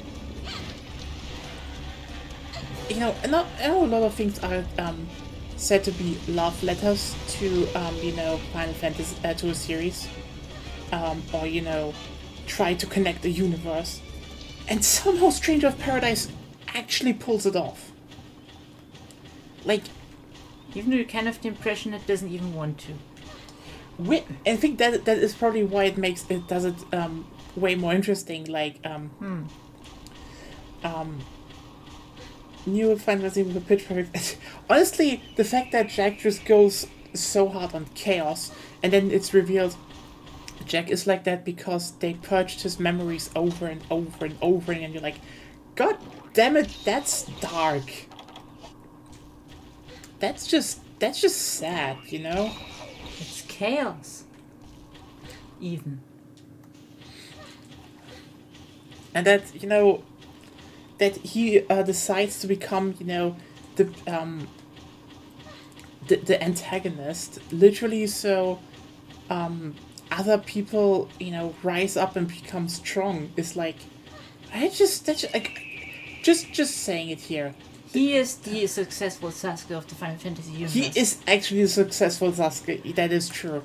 And again, the thing is that you're like, you know, you're like, oh, this one is from Final Fantasy 30, that's from Final Fantasy 7, that's from Final Fantasy 6. You understand where areas come from, and yet,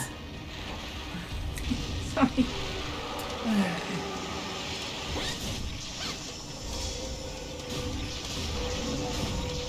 not good at this fight.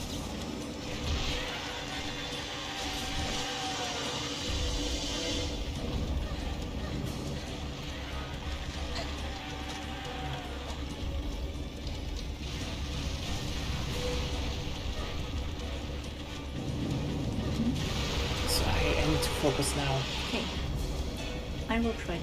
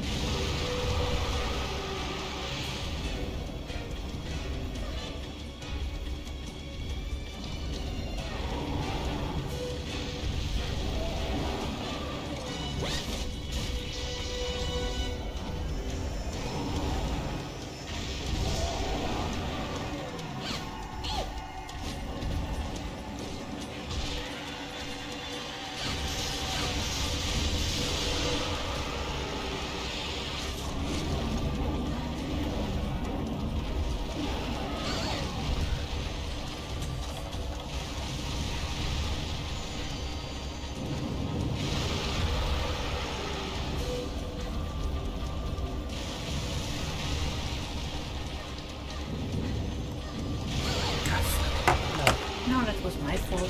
I did it. Yeah, how did you die 2 times? Well, I was on a roll and then you told me to shut up, so my vibe got off. Sorry, I need to kind of focus here. I know. We're just sometimes not that compatible. How about we do them later? Sure. Let's skip this quest, do the other ones first. What do we need to do next? Gravios, Silverloss, Goldrathi, and Shangaran. Silverloss? Gravios? Silver loss, I would say, but I'm trying to look if I still have some screamers.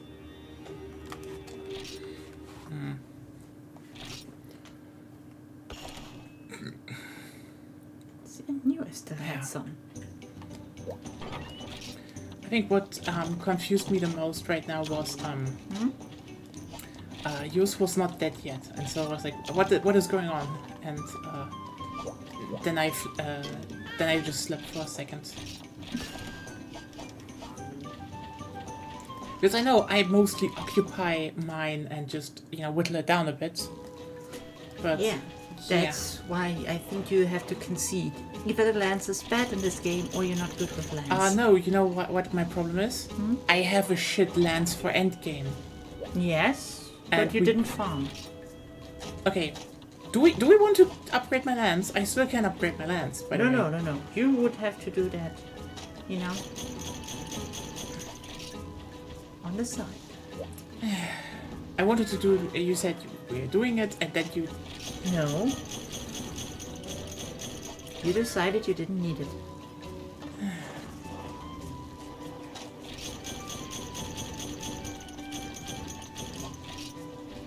Actually, I told you multiple times I want to do the crap, and you said, like, yeah, well, I need to do something else first. Yeah, so you could do it alone. If you can't do it alone, your lance isn't good. I can do it alone. Then you could have done it.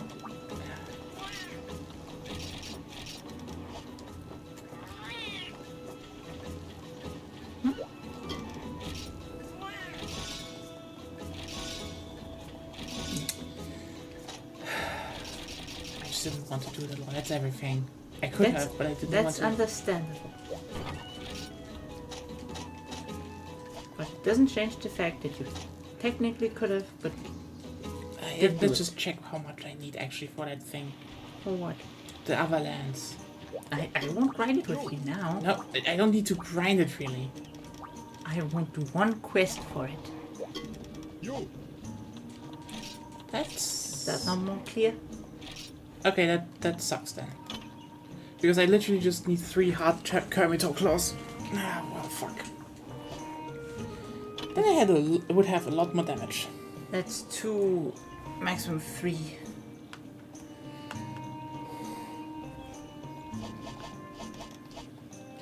You mean Hermitor stuff? Yeah. No, not really. 2, maximum 3 fights would that have been. Why? Because they dropped those claws like crazy? Yeah. Yeah.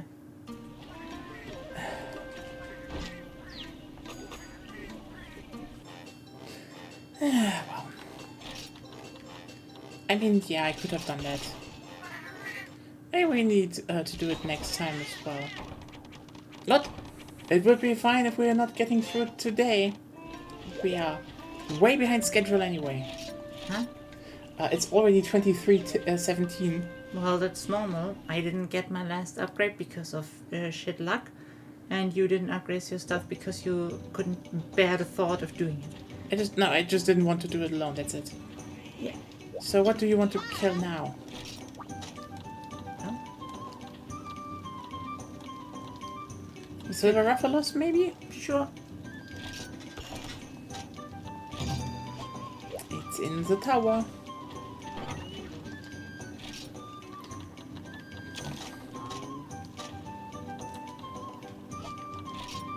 I don't think we had a schedule for like how fast we want to do. I mean, if we finish it today, we would finish everything in 10 episodes. That's Yeah, good. But there is no schedule. Yeah.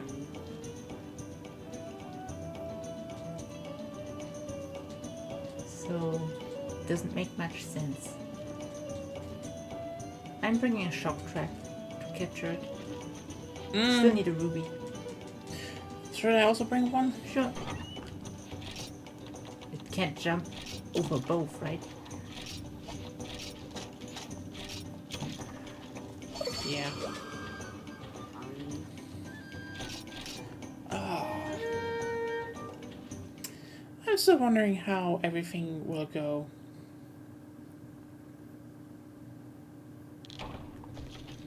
Oh! Yeah, actually, I forgot. It's the arena Yeah. from, you know... I told you it's in here. Yeah, it's the one they remade in Rise. Remember that one? Yeah, hello, this is how it looked in... I love this background.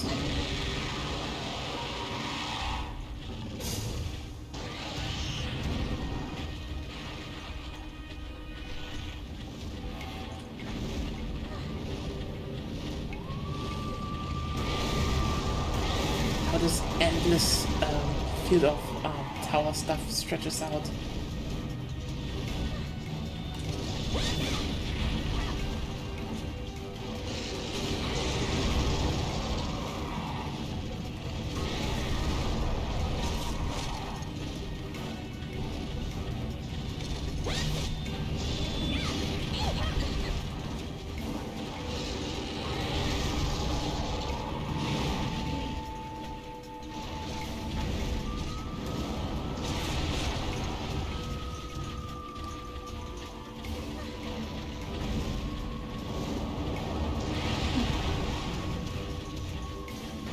So,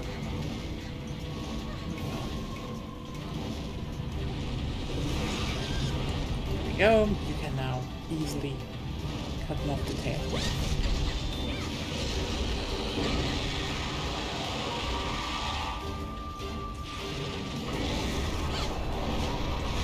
Okay, wait. That connected at least 2 times and just didn't hit for some reason.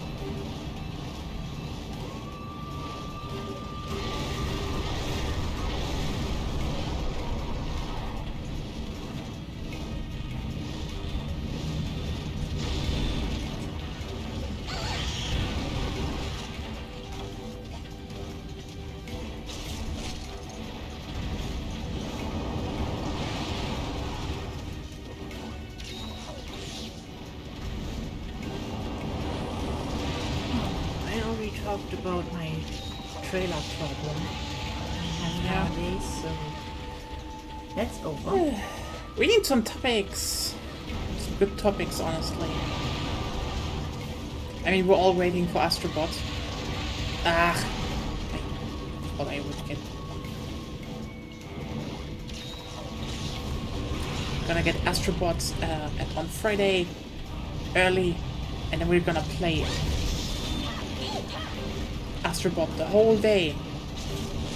Well, yeah. Okay, yeah, we're not, we're still going to stream Vicky 3 in the end, but the rest is gonna be Astrobot.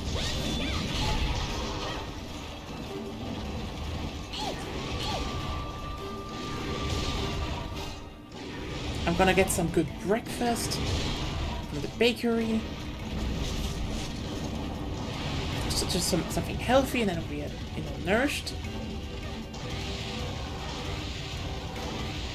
Then we can play Astrobot on a broken TV because we didn't get a new one in time. It's not broken. It's a tiny bit broken, but still usable. Yeah. Just has white That's the dots. first time a TV ever broke for me. Yeah. I guess that's the problem with modern TVs. They get really good, but just break. But it's 10 years, so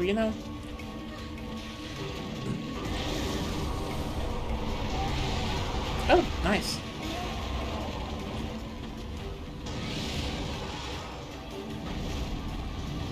Now I can focus on getting head break. You know what? Why are you moving? What, It was because targeting you!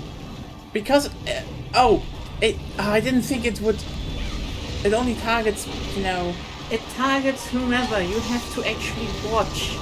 Okay, I know that it targeted me, but I thought like when it No. attacks and it's locked in. Never did.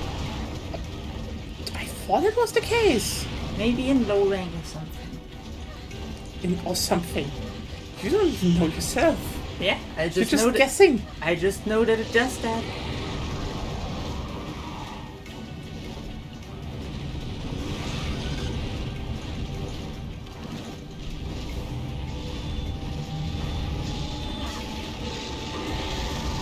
Next question. Yes, it targeted you, but you could have attacked afterwards. I wanted to reposition myself, but... No, you stood still, at least on my end. Okay. I was pushed back by the wind. Yeah, because you stood there while it came down. I didn't know when I was allowed to move. No, and also I wanted to move away because, But you didn't move at all. I did move! Well, from the wind, yes.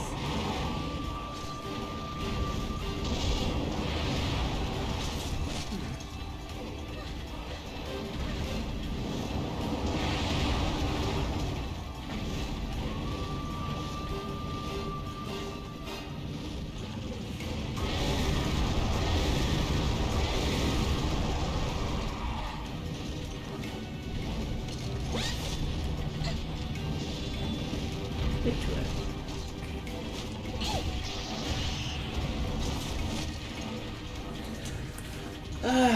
Anything to talk about? Any game coming? Besides Astrobot, but like... I think the funniest bit is when people say, oh, there's barely any marketing for Astrobot, and like... I mean, duh.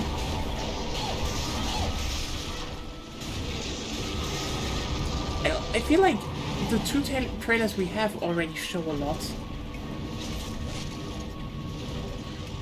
I have no clue what Purple is. Okay.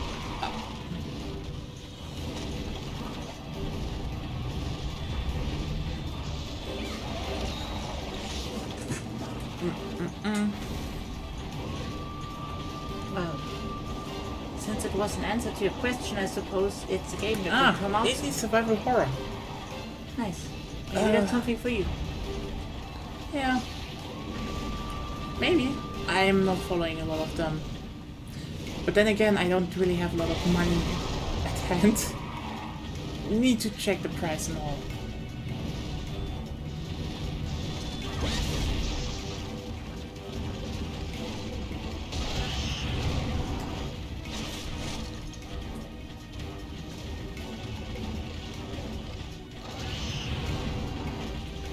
I mean, honestly, I'm more interested in the gameplay because, like, even though I had I had my fun with Crow Country.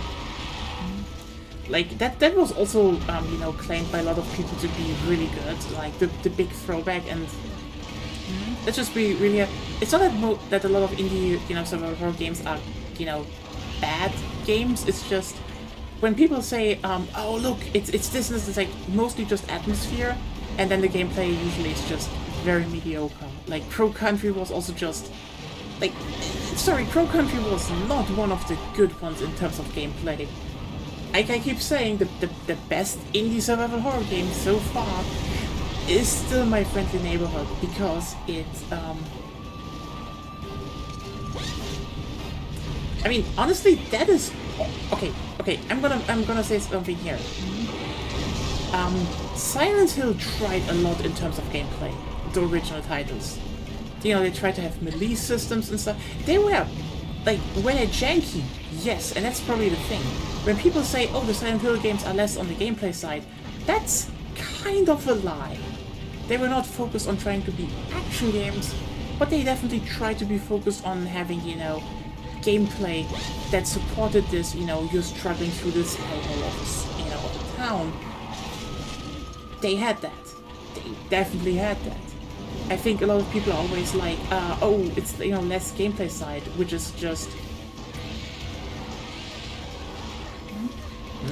I mean, yes, Silent Hill games were atmospheric, but Resident Evil were as well really atmospheric.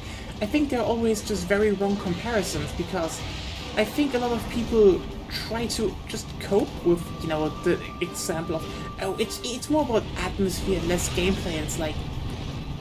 Silent Hill tried to be about gameplay, you know? And that's why I have a problem with the Silent Hill 2 remake, because they just showed action combat. And like, so much about Silent Hill 2 posting online feels like they hired some people to, you know, brigading against criticism.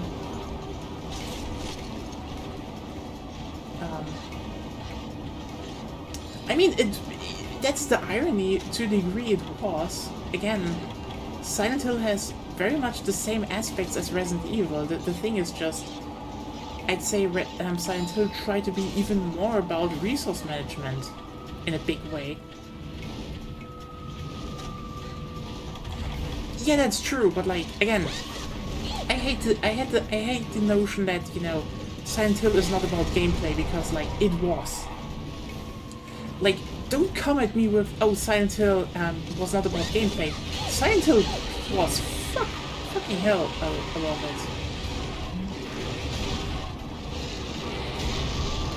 But like, I think a lot of people forget what, you know, the Silent Hill games really try to achieve a lot of times.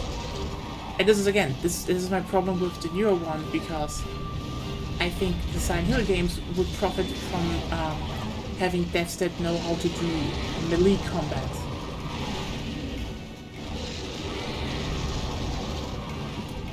That is not a word. Everything is can be atmospheric. The thing is, and that's what I keep saying, Claire, Silent Hill was also about gameplay. Not, you know, oh, it's all about the atmosphere. The thing is, it just didn't execute gameplay that well. It was just more janky because Konami, you know, had good devs but didn't give them a lot of budget. That's why, you know, the Resident Evil games turned out to just be better gameplay-wise. And that's why everyone was like, oh, but they have great atmosphere. Yeah, that saved the game. That was what saved the game, but this is not what Silent Hill wanted to be about. And I think this is a misguided notion that, you know, nowadays a lot of survival horror games, you know, try to be about atmosphere and they fuck all about gameplay, and then they're like, oh yeah, we're just doing the Silent Hill mode. Like, don't insult Silent Hill like that. Hell, even Signalis did way more with gameplay than most of those atmospheric games, and it was also atmospheric. And even then I would say, again, in terms of gameplay, My Friendly Neighborhood still reigns supreme from the indie titles.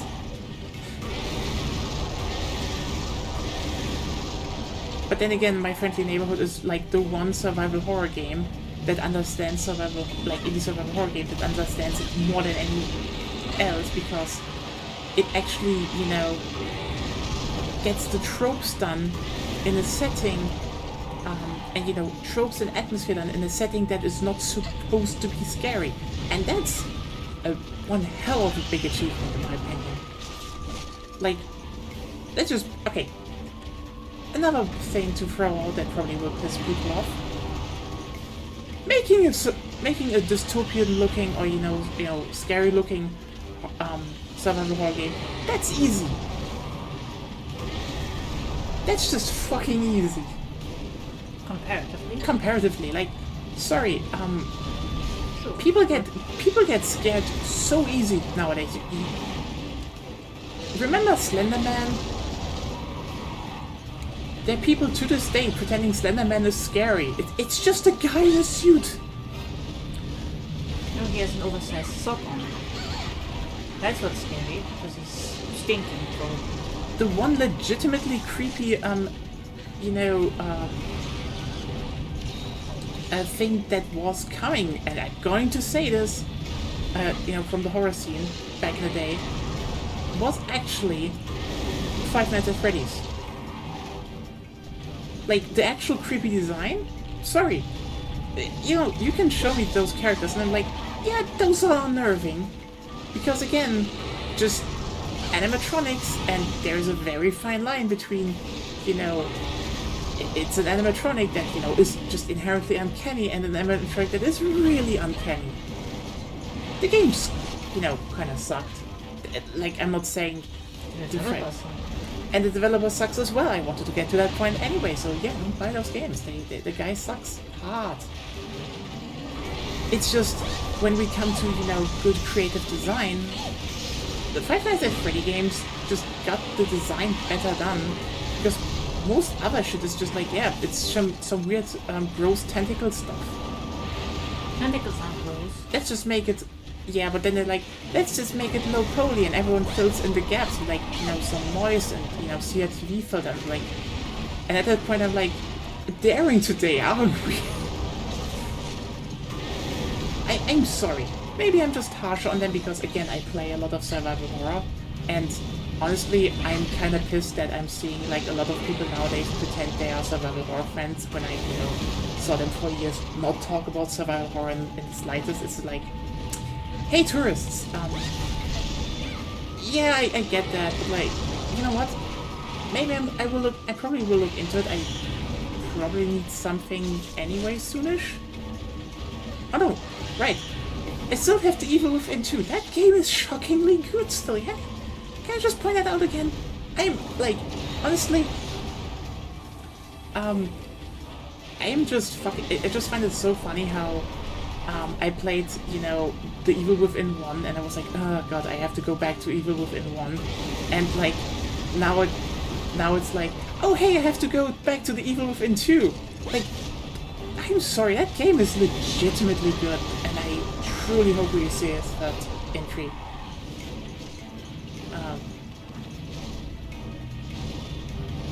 I mean, I think visual style is like, you can make a lot of stuff.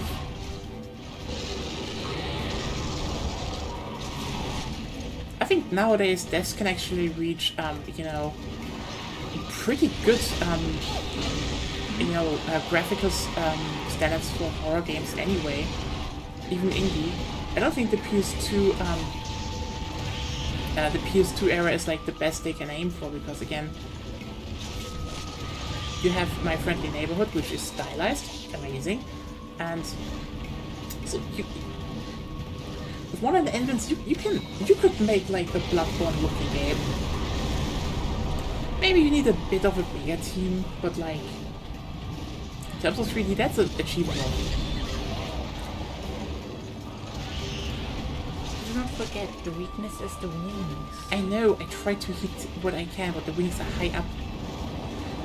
Yeah, that's the big thing. We know they have Hi-Fi Rush, and so I suppose Microsoft still has The Evil Within, but then again, I don't think they will do anything with that, so it's on the graveyard.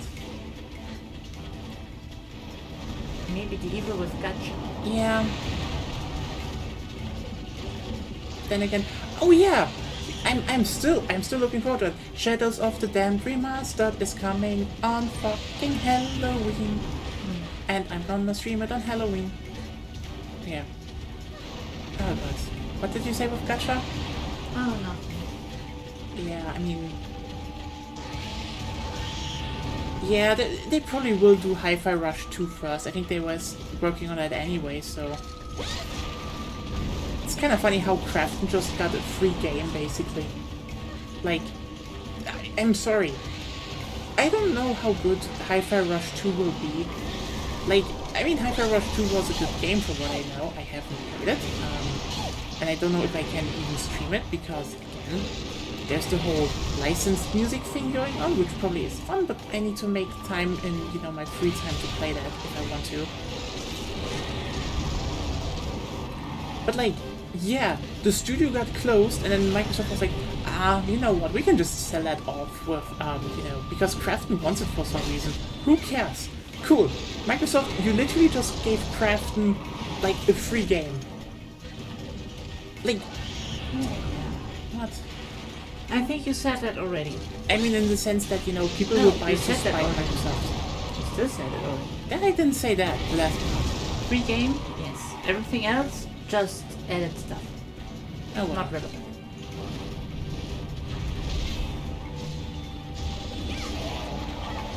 Is it that soon?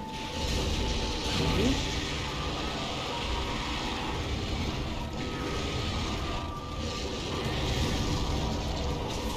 Do we want to try? Sure. Nah. Recap. I can't, sorry. What you can. I made... Now you can.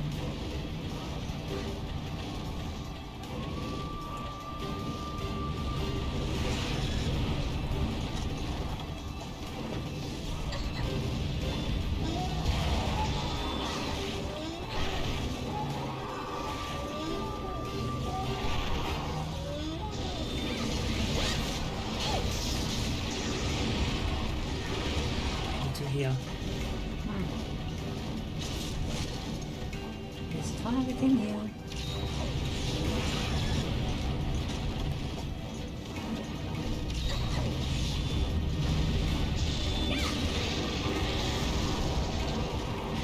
Main character's annoying.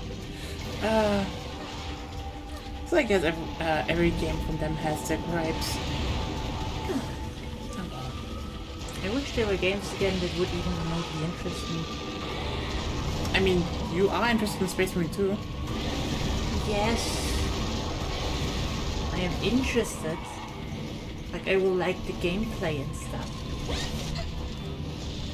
But that's not what I mean.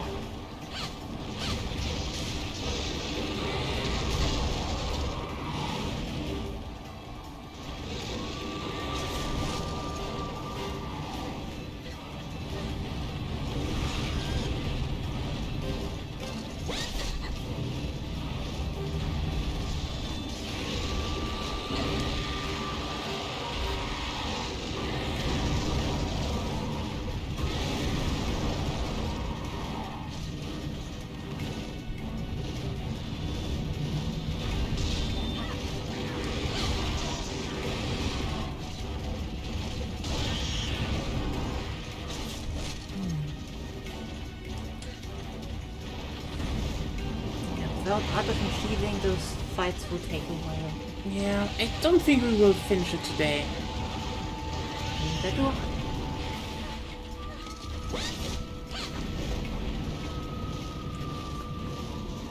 Means I can just get a better lance over the next week.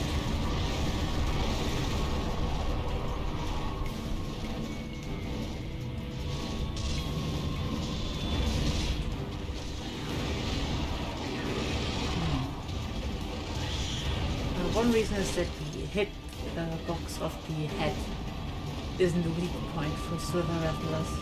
Yeah, So they can't do much. Well, let me try. Bing wings.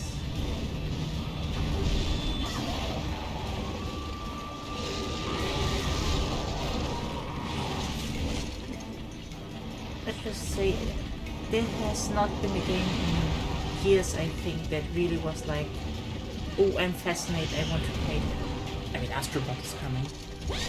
Astrobot is also nice. I feel more for it than for Space Marines, but no. Not really? Just listen to what I say, and you would know. I mean, it sounded okay.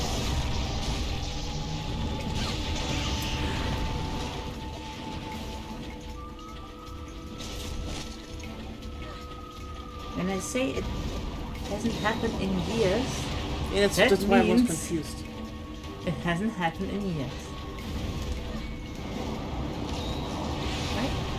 Yeah, I know, but I was confused because you were really excited about that game. I like it, but that's, first of all, it's not new. It's part 2. It's first. So I'm more excited about something I know what I can expect and stuff. Yeah. But no, I'm talking about a game that I actually like really want to play. Astrobot will be mostly a game which you will play, which is fine. I think you could also probably play it. You will still play it mostly, like last time. That's fine. But you stop trying to steer the conversation in No. directions that aren't really the point of what I'm saying.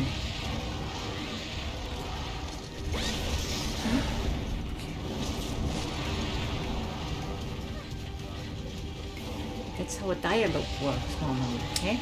Sorry. I just... Okay, now it's fine. We can cough maybe. I coughed already. Oh god, I need to eat.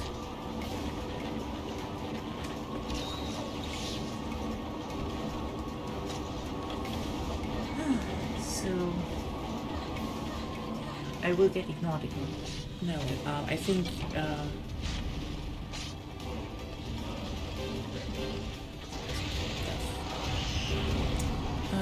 I mean, I get you. I don't think there were a lot of games I was excited for.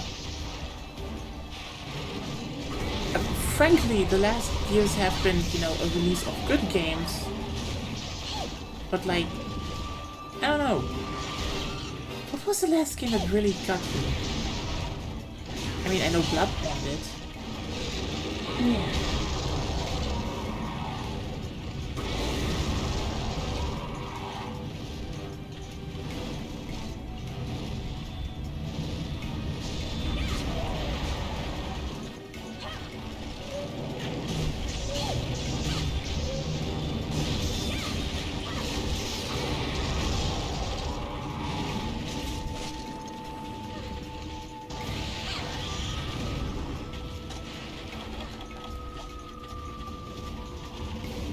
Yes, Outward, but you just learned about it later. Yeah.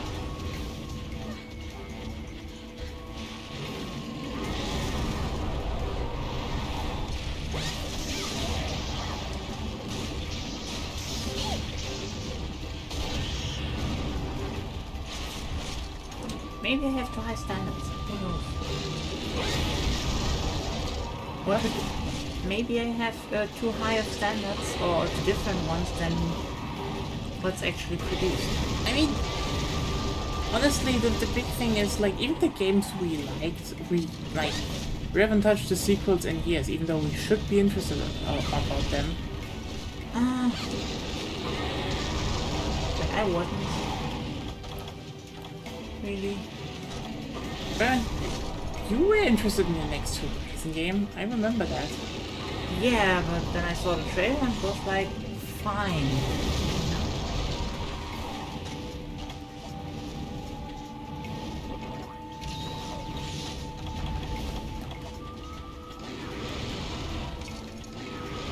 Not something I like needed or wanted to play. I already played Horizon.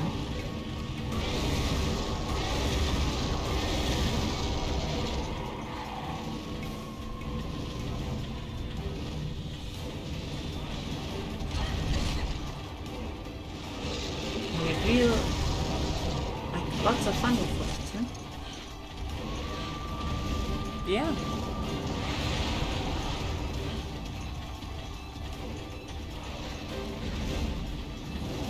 I don't know. mean, over the last years, it also just slowed down in terms of what came out.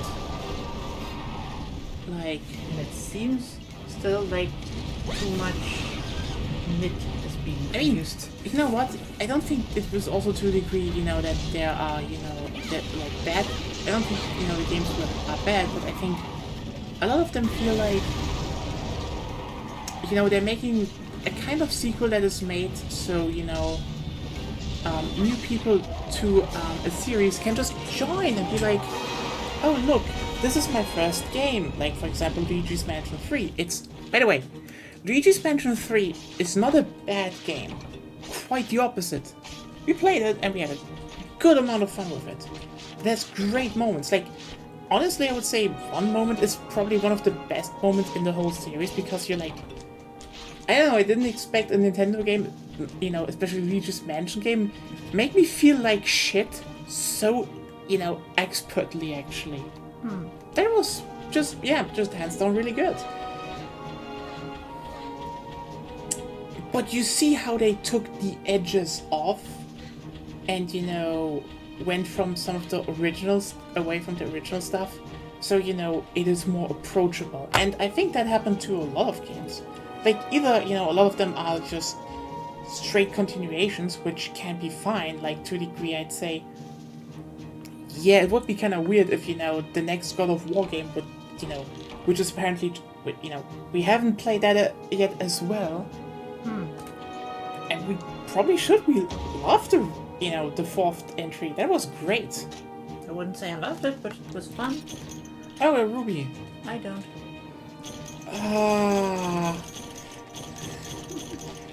Oh no!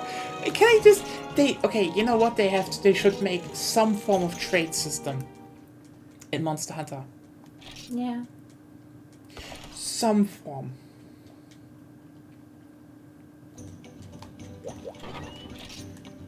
I mean, the thing is with Ragnarok, it's just, it is the obvious sequel.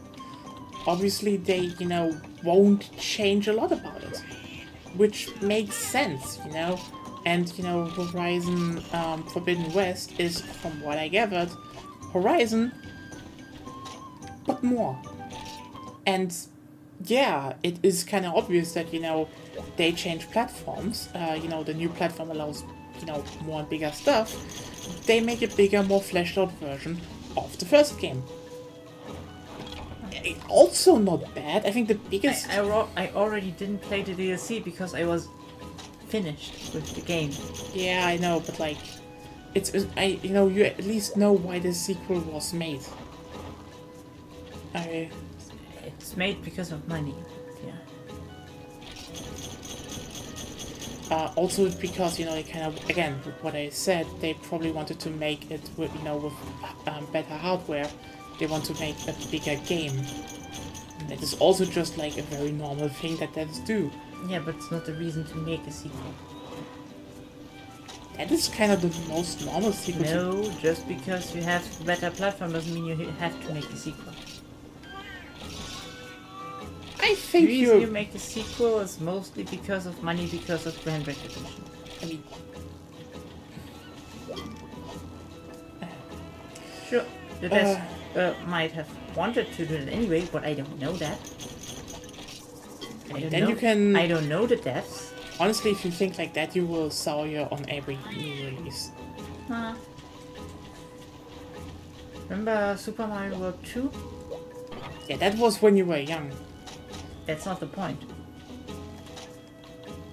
It's technically a sequel in a series, but it's something completely different. Fair point.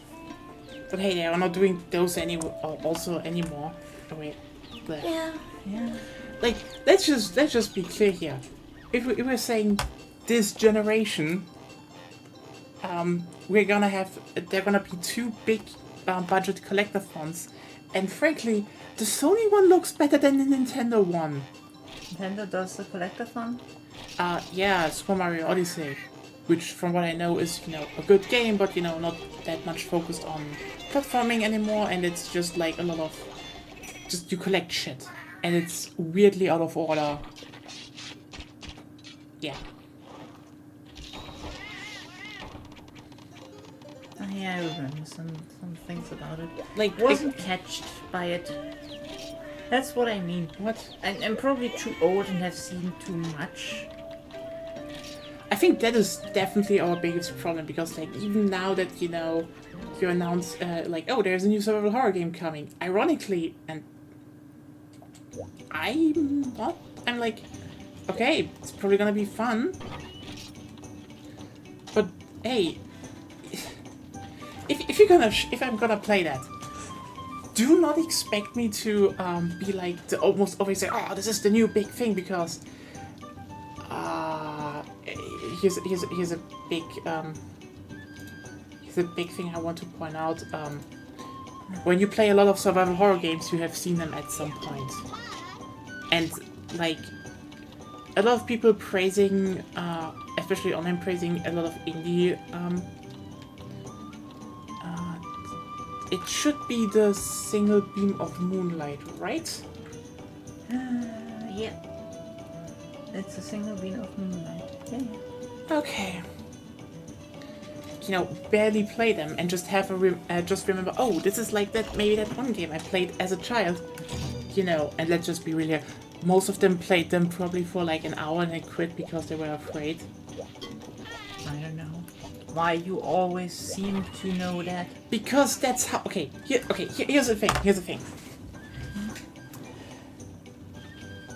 I do not know a single person growing up, from young to the end of school, that actually finished a survival horror game. They had them, they played them, but they restarted them constantly because either, when they were young, some of them were just simply too stupid to save. That's that. But like, a lot of them are just scared as shit. Like, I technically had a survival horror game as a child or teenager. Was I a teenager right then? No, I don't think so. But I don't think Luigi's Mansion counts, right? Luigi's Mansion is a survival horror game. Okay, then I finished it several times. Yeah, but like... But Luigi's Mansion isn't scary. Okay. And Resident Evil isn't scary. I'm going to sadly say something and to Heart you. of Darkness isn't scary. You have a more you have a bigger mental strength than most normies. Normies are afraid of fear. I don't... Fear! They're afraid of fear. There's a small girl coming, oogie boogie boogie boogie, and everyone's like, oh, I can keep playing. Hello, Zero Came, how are you doing? Hey. I'm shitting on people. Well, maybe sometimes I'm like surprised and like my muscles contract because it's fast and I want to react, but I'm not scared. You know which game made me scared? Subnautica, and that was fun. It was real fun. Ah, yeah, Subnautica. Yeah, this is a single player experience we can't put in co-op. Some fucking, That's the game that reminded me that I have a slight case of thalassophobia. Slight.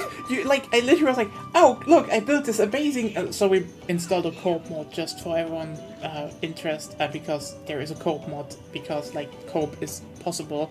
The devs are just fucking lazy. Sorry. They should add co-op. I built an amazing base. Look here. It's like, you even have, the harbor, like, going over the cliff, and you're like, I'm not going down there. But I put all the, I literally made, like, we can have, like, the mechs here that, like, in this drop, and you can just drop down. I was like, that's so cool. And you're like, nope. I agree with you, that's so cool, but I would need at least some time to like, adjust so that I can go down there. It did go down there, in the mech. I was meching around. Yeah, that helped you actually. But I mean, honestly, I made basically, I was like, oh, Titanfall or mech drops. I built this thing out there so they just drop down. I'm like, that's so cool. And Agonia was just like, no. Build that back. And I was like, no, this is sufficient. You're like, yes. But you built it too close to the abyss. Okay, but we need to go down there anyway. You need to go down there. That's how you were. See, this is the one game where I had legit fear, you know, but I had fun with it. Yeah, but you know, the co-op helped. Yeah. It's also weird that people say fear was scary. Again, a lot of them were A, teenagers, and B, okay, here's something I noticed, and this is personal, this is anecdotal, but a lot of people gaslight themselves into believing things are scary. They think this has to be scary, so they literally imagine everything that needs to be scary. Honestly, I didn't have much exposure to scary games in the first place because I was never interested in shooting. So I was playing Smash Brothers all day. Then again, there are a lot of scary games without shooting. That's that. Which scary game is there without shooting? Technically there is... Oh, that one is small. Small at the end. Still. Which is the scary game? I mean, technically you could say Amnesia is without shooting, and yeah, people were fucking scared about that game. Amnesia was relatively boring when I played it a bit. Nothing much was happening. Sometimes there was something, and you ran from it.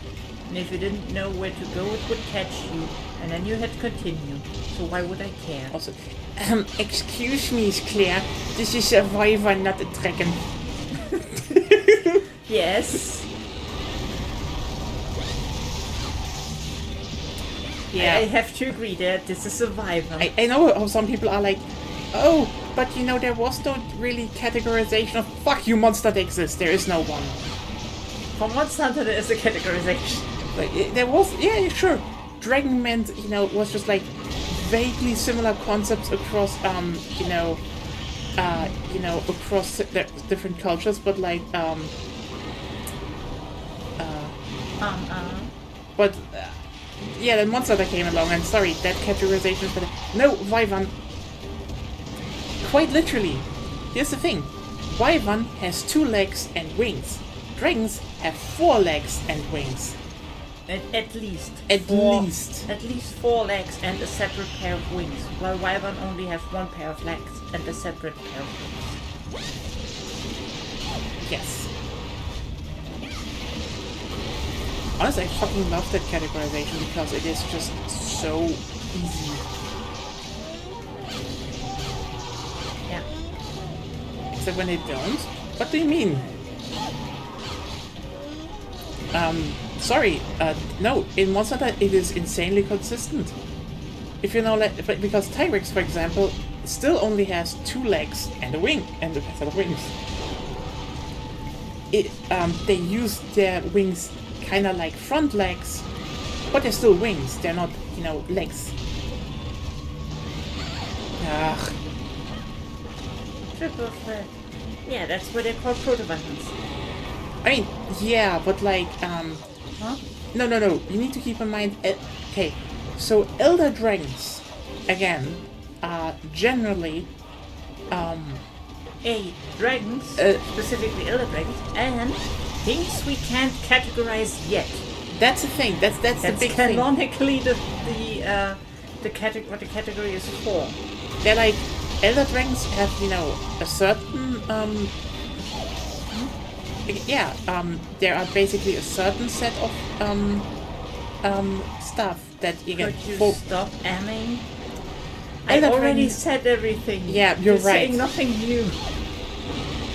So yeah, Kirin is not like a gotcha. It's more like, no, that actually is, you know, in that category, the stuff we don't know about. Come on. Thus, we put it in the Elder Fuck. Dragon category. Same with Yamatsukami, by the way. Why did you need to roll there? Because It I aimed at you, and so it ran over me. needed to go in some direction. A different direction. Ah, that was good. No, fuck you. Your direction sucks. Sorry. We have way more important things to do, like discussing fantasy taxonomy. Yeah, I like that Dragon and Monster Hunter is just horrible bullshit that makes no biological sense. I mean, it's not horrible bullshit. Again, there are, you know, definitive dragons in, you know, Monster Hunter, because as they noticed, basically the big one everyone knew in the guild was Fatalis, and Fatalis being the first dragon was oh hey Take too long. I'm getting bored. Fatalis was 4 legs and 2 wings. And so they were like, hey, we actually have a bunch of monsters that are on a similar power level as Fatalis and share that trait. And then they were like, okay, but we also have a bunch of... God damn it. Sorry, the thing just keeps poisoning me. Yeah, happens. So? And so they just added, everything that was probably, I mean, if we go with biological sense, most of the monsters in Monster Hunter make no sense. Yeah. They couldn't sustain themselves. They couldn't fly with the weight they have. Like, if we're going strictly biological, that's kinda over for most monsters. Yeah.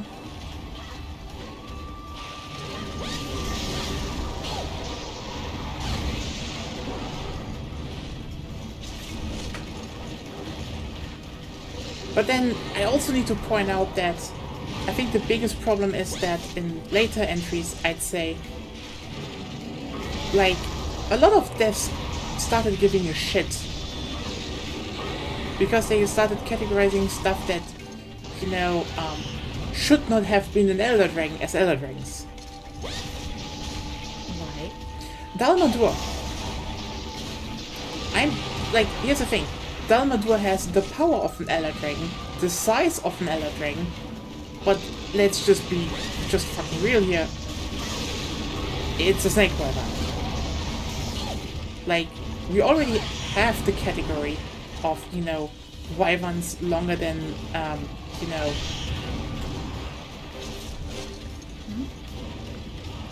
wyverns longer than, leviathans with, still some legs. That was literally introduced in the same generation. And it uses the same model, as far as I know, the same rig. No, actually. I'm dead. Sorry. Isn't the power the whole point? No. Never was. Never was. Power is not relevant for an Elder Dragon. Like, to a degree they are on the same power level. Yes. It usually comes with the territory, but technically, you could have a weak-ass Elder Dragon. Like, technically Yamatsukami is not that fucking strong. You could technically shoot that thing out of the sky. The point is that Elder Dragons are either uncategorizable or, they're uncategorizable or just fall into the territory of what we know. Like, for example, there are weak as Elder Dragons, and there are things that are as strong as Elder Dragons, even though they kind of loosen it up, but we'll talk about that, that aren't Elder Dragons. Like, for example,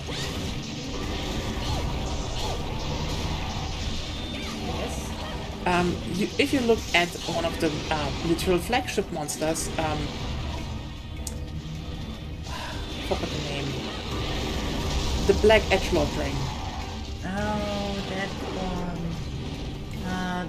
The real Elder Dragon from Shabu Magala. Gore Magala. Gore isn't strong. Canonically. Like, you fight it in low rank. It is literally the baby form. Is it still a strong mother that, wreaks havoc? Yes, but, more due to the virus that it spreads, less due to, Yeah. And also Nagigante is also not that strong if you think about it. Nagi isn't like an endgame threat. It is more like an annoyance. It is an annoyance and picks off. It's a vulture to the big degree.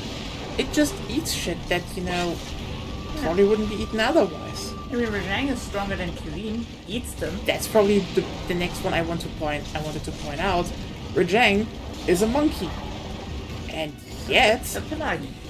It's a Pelagi, yeah. And it's stronger than an Elder Dragon that is actually pretty strong. Yeah, Kirins are like a really big problem.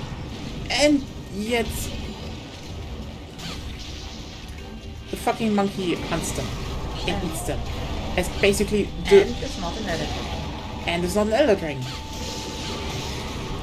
Akanton and Ukanlos, even though they kind of degraded Ukanlos a bit over the past years,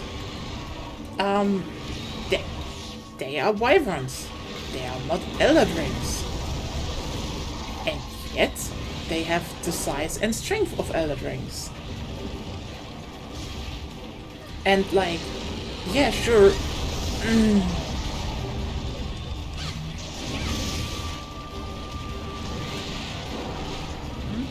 There are some Elder Dragons that use, the rigs of, normal monsters. Like, for example, Amatsu and Shantian in Frontier are probably, like, the most obvious ones. They clearly use the Leviathan rig. But, well, they don't work, like, they're not normal Leviathans. They float. They quite literally float. So everyone's like, okay. That's not normal.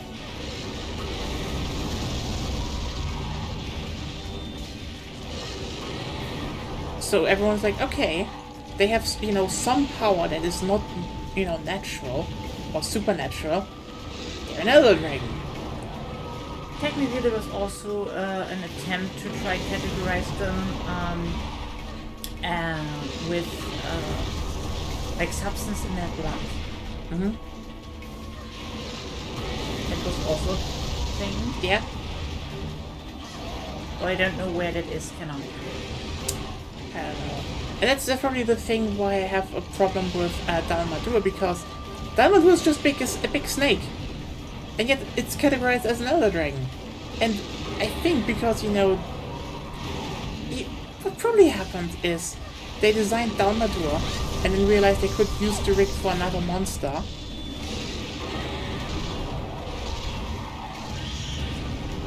And then just forgot, or probably the designer was like, I want to keep it an Elder Dragon. And so they kept it an Elder Dragon, even though it would just probably like a big snake wyvern.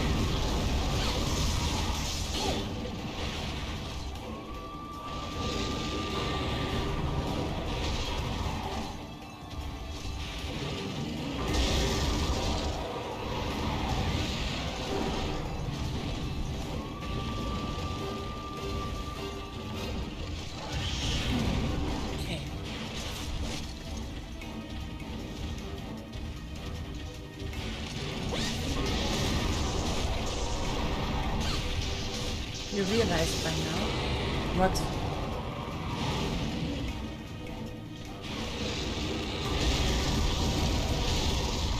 Can you please repeat that?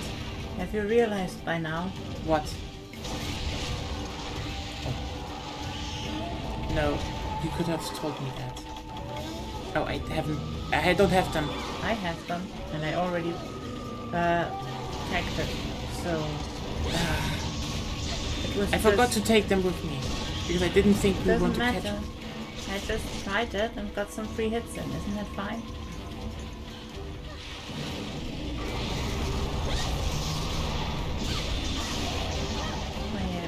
Excitement for games is probably just they aren't moving in the direction I want. I think is right. for obvious reasons.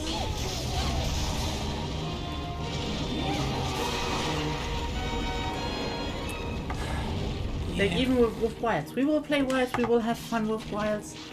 But Wilds also just feels, to a big degree, just like, oh yeah, we're just making one that is even easier for people to get into, because I guess World was still too hard for people, which is like, god damn it. I don't know. And I think that's the motivation. Probably, but also what I keep seeing is that a lot of people start being a bit AFK player. I'm looking. They are definitely getting a bit sour. That's your Ruby. Oh, I don't need that, but I have it. god damn. Now the game is just trolling you. That's how it should be.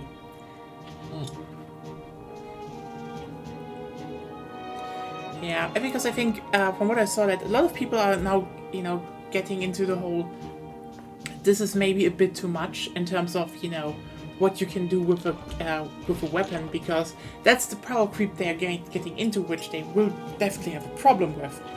And I keep saying that.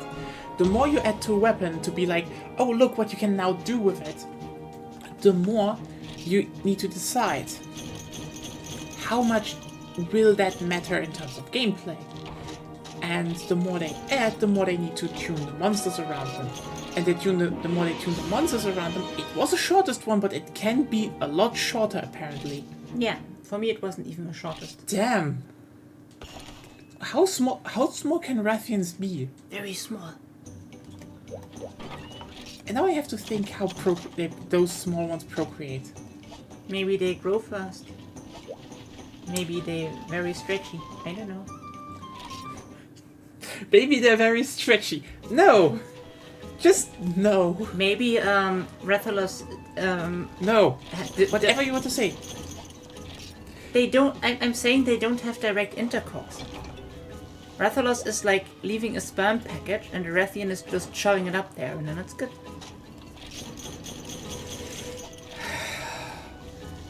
Why did you need to make it cursed? It's not cursed. It has hind legs. Dalamandur has hind legs. It's just really long. It has hind legs. Like, I just know it's the same rig as, the snake wyvern. And like, the thing is, it's not even used to float or stuff. It's just big and like, yeah, that's a snake wyvern. Really big snake wyvern. That's a personal, very, very serious nitpick, and just, why are you doing this, Capcom? But yeah, the problem is, the more you make your power creep matter in the gameplay, the more people will be annoyed that, because that's the thing, okay? Not everyone goes into Monster Hunter expecting a game with with a combat system that has the depth of Devil May Cry. Some maybe do, and like, it looks really good in content creation. I know that. That is probably also the reason why they're kind of doing that. But like, most people don't want to learn that. Period. And I say that as a person that actually plays, Devil May Cry. I like that series a lot. It's just, again, not most casual players probably don't want Monster Hunter to have like an in-depth system with counters and guard points and stuff. They don't care about that. They stat check the monster. And ironically, I would say Capcom has the opposite problem of From Software. Capcom feels obliged to make the hunter more, powerful and durable, and then they will always, pull with them the monsters, which then will be more annoyed to all those people that, didn't master the moveset. Meanwhile, the problem From Software has, they're like, oh fuck, people mastered our movesets, let's just make, let's just make bosses with longer attack chains. Like, I'm sorry, I need to point that out, because, like, there are still people who don't get it, that still defend the end bosses and the DLC bosses of Elden Ring, because, like, Sorry, they're designed to punish melee players. They're hard. I would quote, say they're implication. designed to do that, but that's the end result. It's the end result. They're literally the later Elden Ring bosses, and this is why people criticize that. And the only bad thing is, oh, aren't you good at the game? Here's the thing: if you play through the game with magic, you probably won't notice that because you don't need to engage with the boss. You can just blast from outside of the arena. Sure, that makes the boss easy, but like, if you then go in with like a melee play style, and the boss is like, okay, I'm gonna make like an attack chain for 2 minutes now. And if when I stop, you can go in and give me one hit, and then I repeat that attack chain. But that sucks. Like, here's the thing, okay?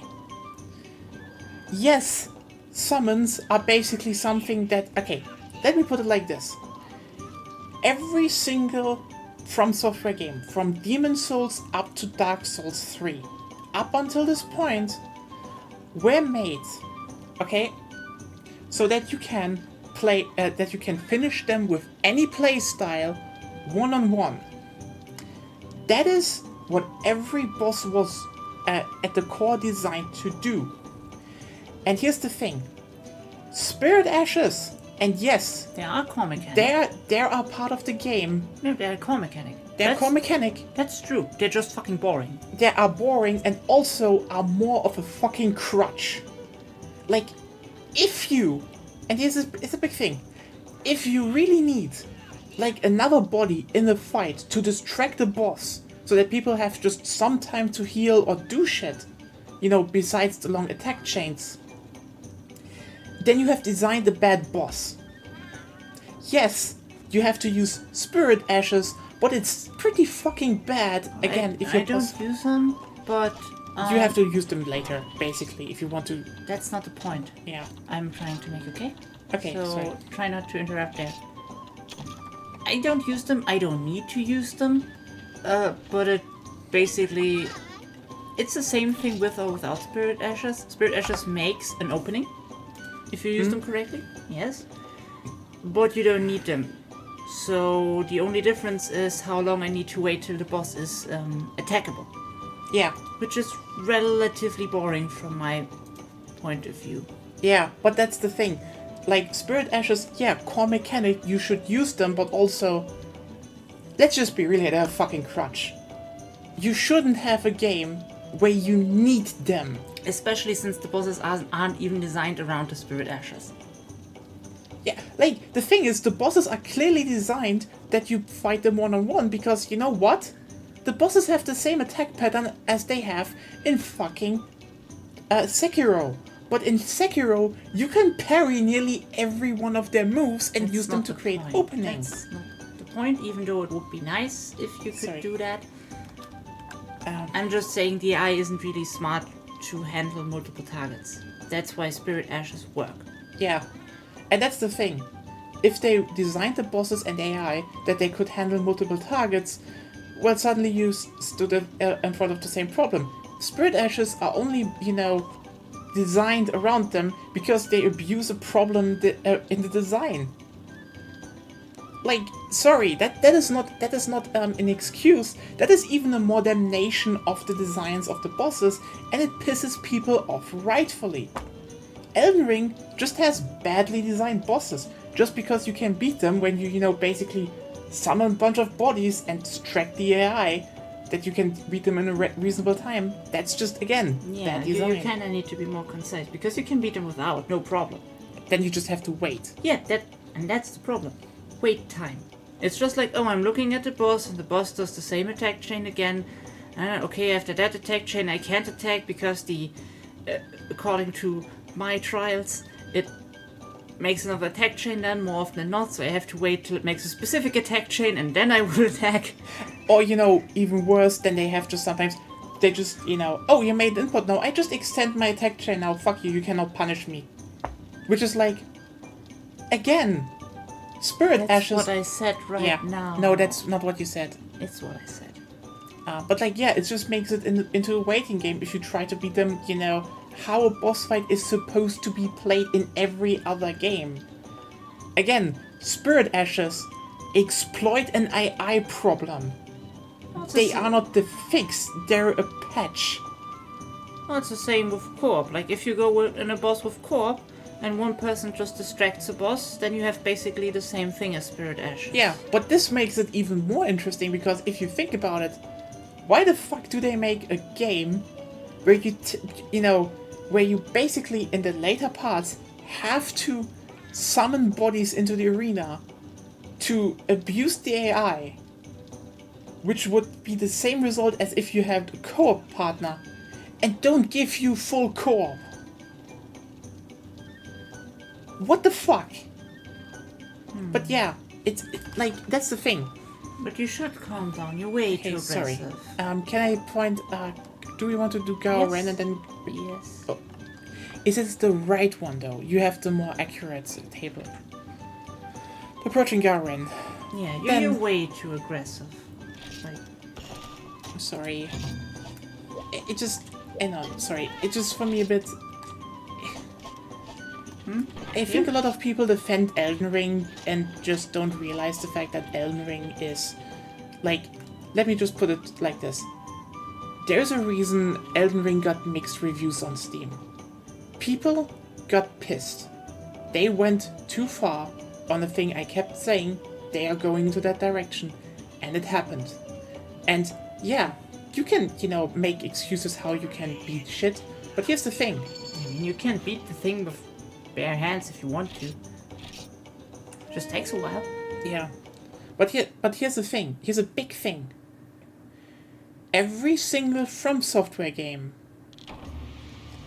before that allowed you to beat every boss with basically every playstyle relatively fairly in a relatively fun way in a certain amount of time. Elden Ring tries to be the same kind of game.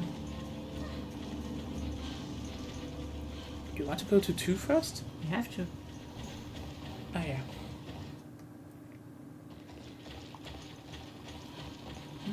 Yeah, Elden Ring wants to be an extension. Claire, that is not the point, because here's a big thing. Elden Ring wants to be those games. Like, you cannot deny that. If they labeled that game Dark Souls 4, that's it. Elden Ring is just a reason. Elden Ring is just a different label. Was this even without eyeball? Were they much more on stamina damage? No, they're just long attack chains in the end. No, again, every single late game boss in Elden Ring is basically a Sekiro boss without Sekiro mechanics, and force you into long waiting attack chains. And again, Elden Ring is big Dark Souls. It literally wants to be big Dark Souls. And everyone I think expected. I think you're kind of talking past each other there, because yes, every game is its own game, and the point is that kind of design is boring.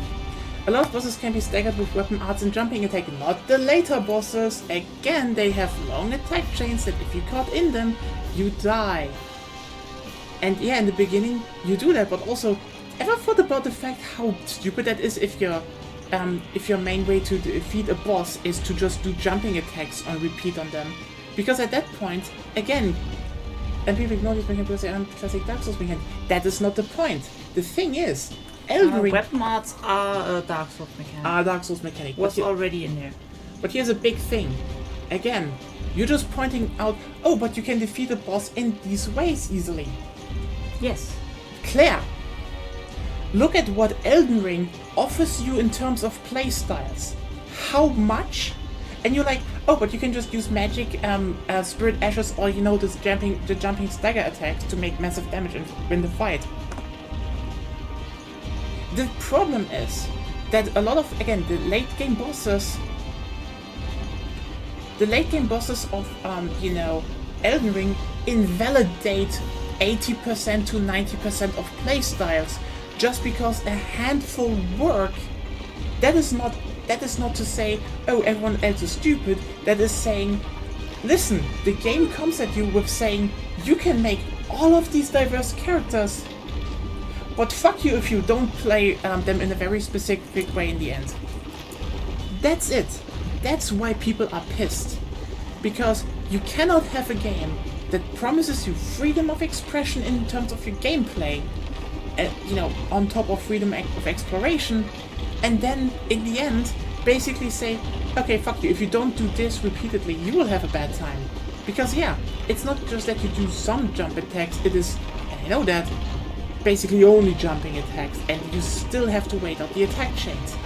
Or you summon Spirit Ashes and use the AI, so, there is not really a 1v1 game going on. It's just either, if you do it with all Spirit Ashes, it's wait, or you abuse the AI. And the thing is, the moment you know you abuse the AI, it sucks. Like, sorry, for a lot of people that just simply sucks. They want to do a boss fight, and now they just like, yep, the boss is now distracted, I guess I can attack now. And yeah, magic is like, either you like magic, or it's, fuck you, the game, it's fuck you, play this. Like, that is the problem. It's not that you cannot beat things in Elden Ring. Again, From Software games are not hard. But when a game, promises you freedom of expression and then makes you feel like you're playing the game wrong, the game has fucked up at some point fundamentally. And this is what, gets expressed. A lot of people don't know how they can express it. That is why you hear, oh, the game is hard, and people can point out it's not really hard. Yes, but the thing is, for a lot of, because it's artificially made hard for a lot of people, but also just is again the whole people want to play their preferred playstyle and express their gameplay, and Elden Ring basically says in the later stages, no. And From Software probably just has to reconcile with that at some point. Because I can guarantee you, if they keep making bosses like they did in, like the DLC, the next game won't only have mixed reviews. And it's gonna be a shit show of an online fight.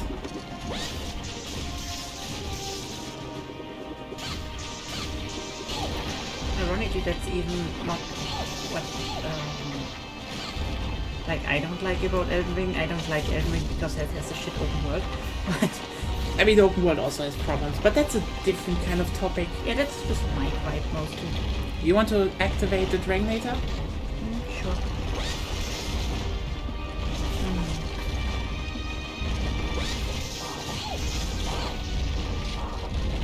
Oh, and now it's a stupid thing.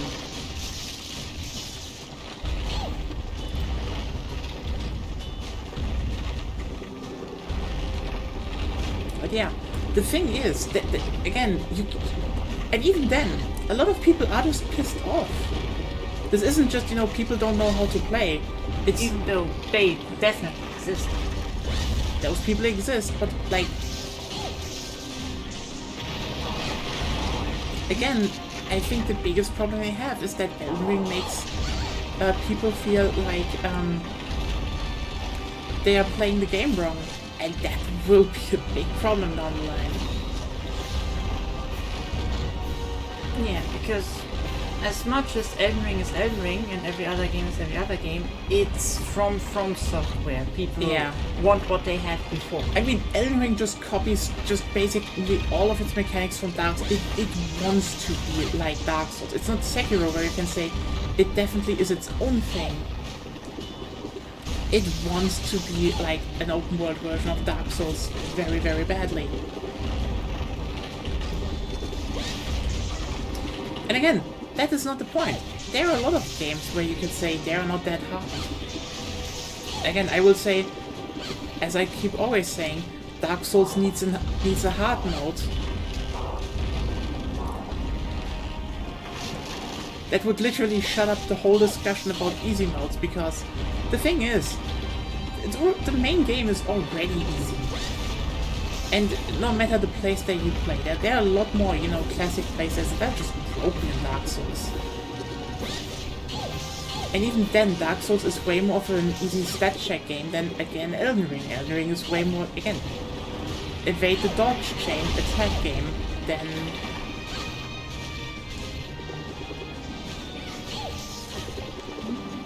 than Dark Souls. But,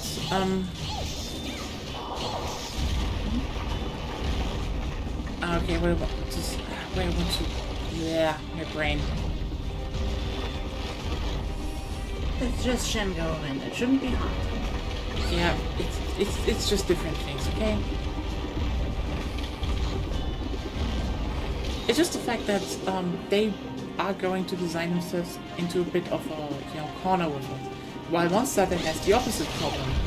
People are like, why do I need to do more? Because again, a lot of people probably don't want to go out and just, this is just a fun monster game. Why do I need to learn like so many counters and again, they don't want to turn this, they definitely don't want to turn this into Devil May Cry. Because Devil May Cry is Devil May Cry.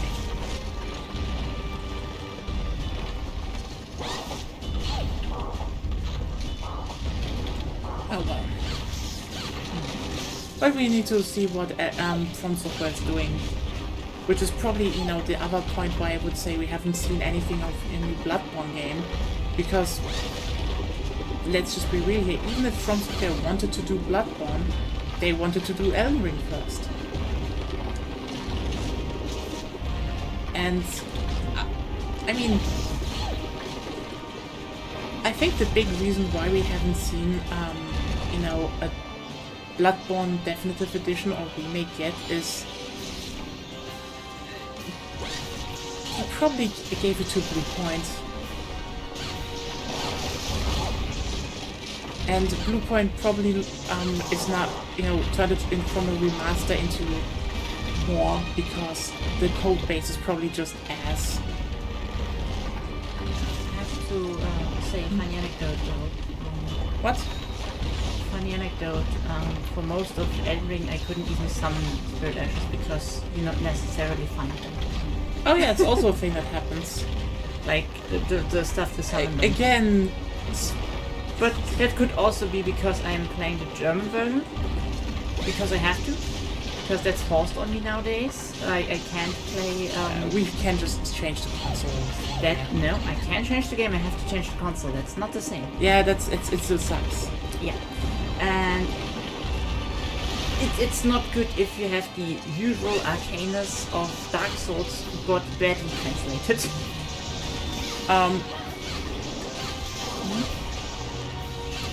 I think that with the rain and the half rings or so.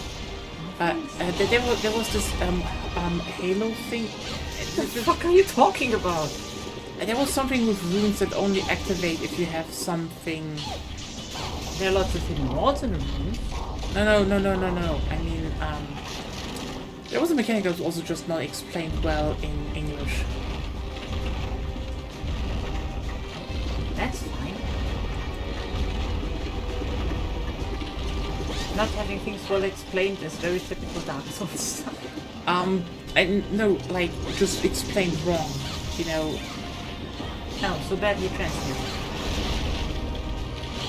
I think it's also just in Japan wrong, but yeah, they fucked up. No, I just wanted to say the anecdote that, until I looked at the runes closer because I just wandered off, I could have technically played most of the game without even being able to summon Spirit Ashes. So, as much as I know that they're probably intended as a core mechanic, I wouldn't necessarily say that they are core mechanics since they're missable. Yeah, that's probably the biggest thing. If Spirit Ashes are a core mechanic and everything is designed around them, why can you miss them? No, I mean the ability to summon them. The Spirit Ashes you will find sooner or later. But, the ability is missable. I mean, also, again, because the whole peninsula is like, oh, you're supposed to, and that happened to so many people. They like leave the starting area, they do the first dungeon, kill the grafted guy, and you're like, oh hey, that is a nice thing. Wait, why do I steamroll through everything now? And then you realize, oh, I was supposed to go south. I just ignored a whole area. Like an area you ignored until you killed, how's it called? Radan? Because only then we were like, oh yeah, it fell down there on the map. You're like, oh, I never went there. Oops! That happened. Oh well. I mean, one of the few big RPGs that you might be still interested in that comes out soonish. Dragon Age 4. Oh yeah, maybe. If I can bear the intro. Yeah. It is still great to have like that the game director was like, gameplay-wise, Final Fantasy XII: The Zodiac Age is one of the best in the series, and people are sleeping on it criminally. And you're like, you know what? She's instantly sympathetic. For me, yes. Yeah. Then again, we had an interesting talk about. Yeah, I think the big problem with Elden Ring, I think, is just they fumbled the boss design. Because, as I said, it's not how if you can. It's about set expectations and what they do with them. Because again, people had the set expectation of I want to be able to have my playstyle, which is something that Elden Ring strongly encourages, only to then basically say, yeah, no, sorry, you have to do like 2 things or else you will have a bad time. And even then, a lot of them still have a bad time. It's just not good.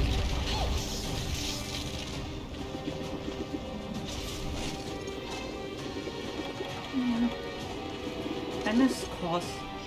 That was a fun fight. What? Kos? Oh yeah, Kos was fun. But Kos also was like, they knew exactly what they were doing.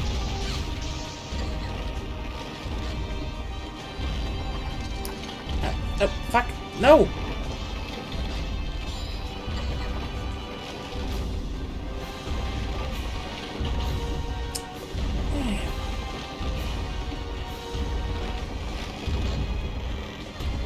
Yeah, did we get all the legs? Yeah. He did.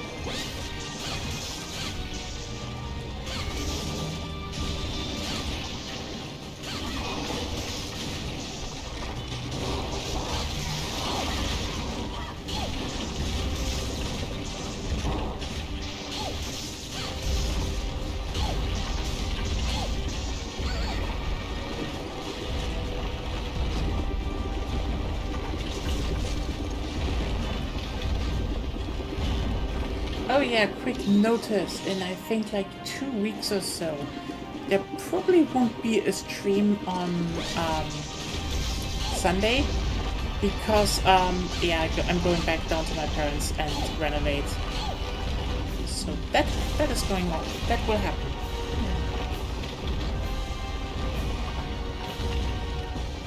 Except if there's maybe some announcement stream or so, and I could restream that. Then I could actually restream from like a laptop there.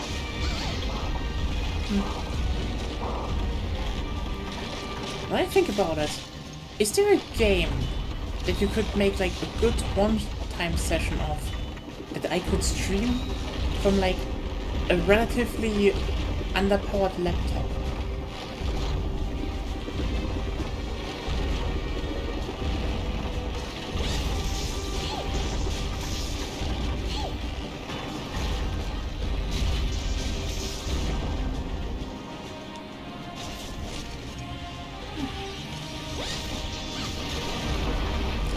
we go.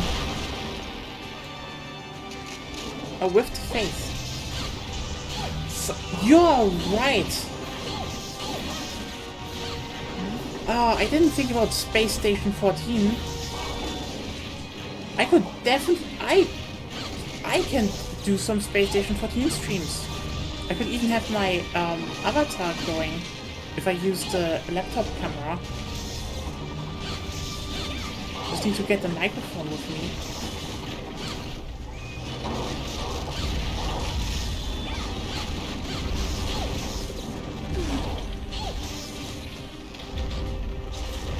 Something amiss? Not sure.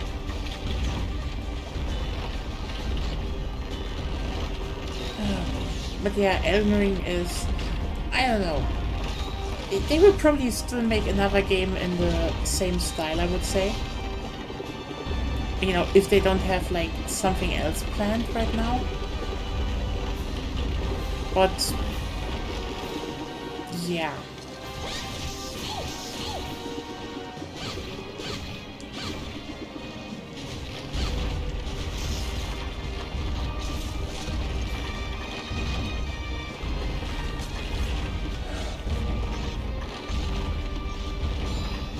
Yeah, I mean, that's not the point with what I would... like, I think this is always when I think... okay, sorry. I think what always happens online, especially when it comes to games people like, is a very reflexive, but I like the game, and, you know, people, and gets very personal, because, like, what I'm saying is Elden Ring clearly pisses people off on some level.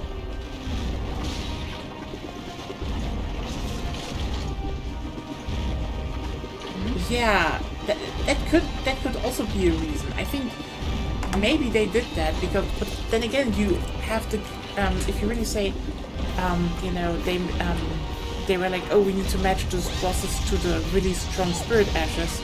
You still end up with a game where everything is balanced around one thing. Yeah, and that is technically optional. Yep, and ironically, I would just say the big thing they should just do is just make core permanent. Like, here's the thing. Dark Souls 1 is a game that, you know, has very simple bosses and a good, but good exploration. It is still it is mainly balanced around resource drain. That's cool. That makes the game, you know, challenging. The rest is stat checking. I mean, yeah, you had those, but AI allies were always a mechanic. But I mean more in the sense of, you know, they always felt broken because the AIs back then as now can't handle them. Yeah, I think that's probably the irony, that From Software should probably just make like a Dark Souls game built around 2 players. I mean, sure, you still need to say, how was it designed? Like, for example, remember how back in the day, Resident Evil 5 was like, let's just make the core partner an AI. But I would say, maybe, you know, especially because it's From Software, they still have, like, a lot of leeway in terms of, you know, community. If From Software said, sorry, you can play this one title, they don't even need to make it a Dark Souls title, they can just, you know, they could revive Kingsfield for that, who knows? I don't know. If they said, sorry, this title has to be played by 2 people together, people would do that, no question. Yeah, but like, the bosses are not, like, here's the thing. I'd say the bosses in the early areas fit. The bosses in the later areas go way overboard because, well, the game is insanely long and... No, what are we talking about? You know, I can't that they added mobility and utility and you know the weapon art, spirit ashes, and then they amped up the bosses. But like the bosses still can't handle more than one target. Yeah, that is one problem, but also and it reached kind of off balance. A lot of level bosses are too much of a pain for a solo player. But I mean, I wouldn't say this is only because of the added systems. They have been in that arms race for like a long time. Again, Capcom kind of also has it with monsters. Like in World, they started adding more moves to a monster to make they were like basically I ported Naga in with Iceborne and realized, shit, the monsters are the hunters are too strong. We need to make our monsters faster. Yeah. It's an arms race. And the thing is, as I keep saying, you only lose in an arms race. Well, it depends on the genre, but... It depends on the genre. I mean, sure, you can say in Devil May Cry, for example, they could, technically... That's not what I mean. But, it could be. But I guess that's the problem. Like, when it's a pain to play, because it's mostly like when you play solo without Spirit Ashes, like, I think a majority of players actually do. They do, yeah. It gets boring. Because you're just waiting. Yeah. I think also a very, very big part is, again, the game is like, here's a lot of things you can do to basically live out the fantasy, because that's the thing.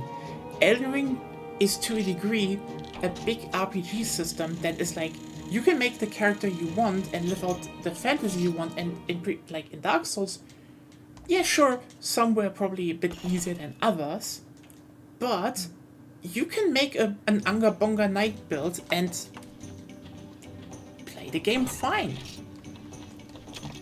Elden Ring still sets the game up like that, and then, yeah, just basically hits you in the face with, have you actually used the power creep?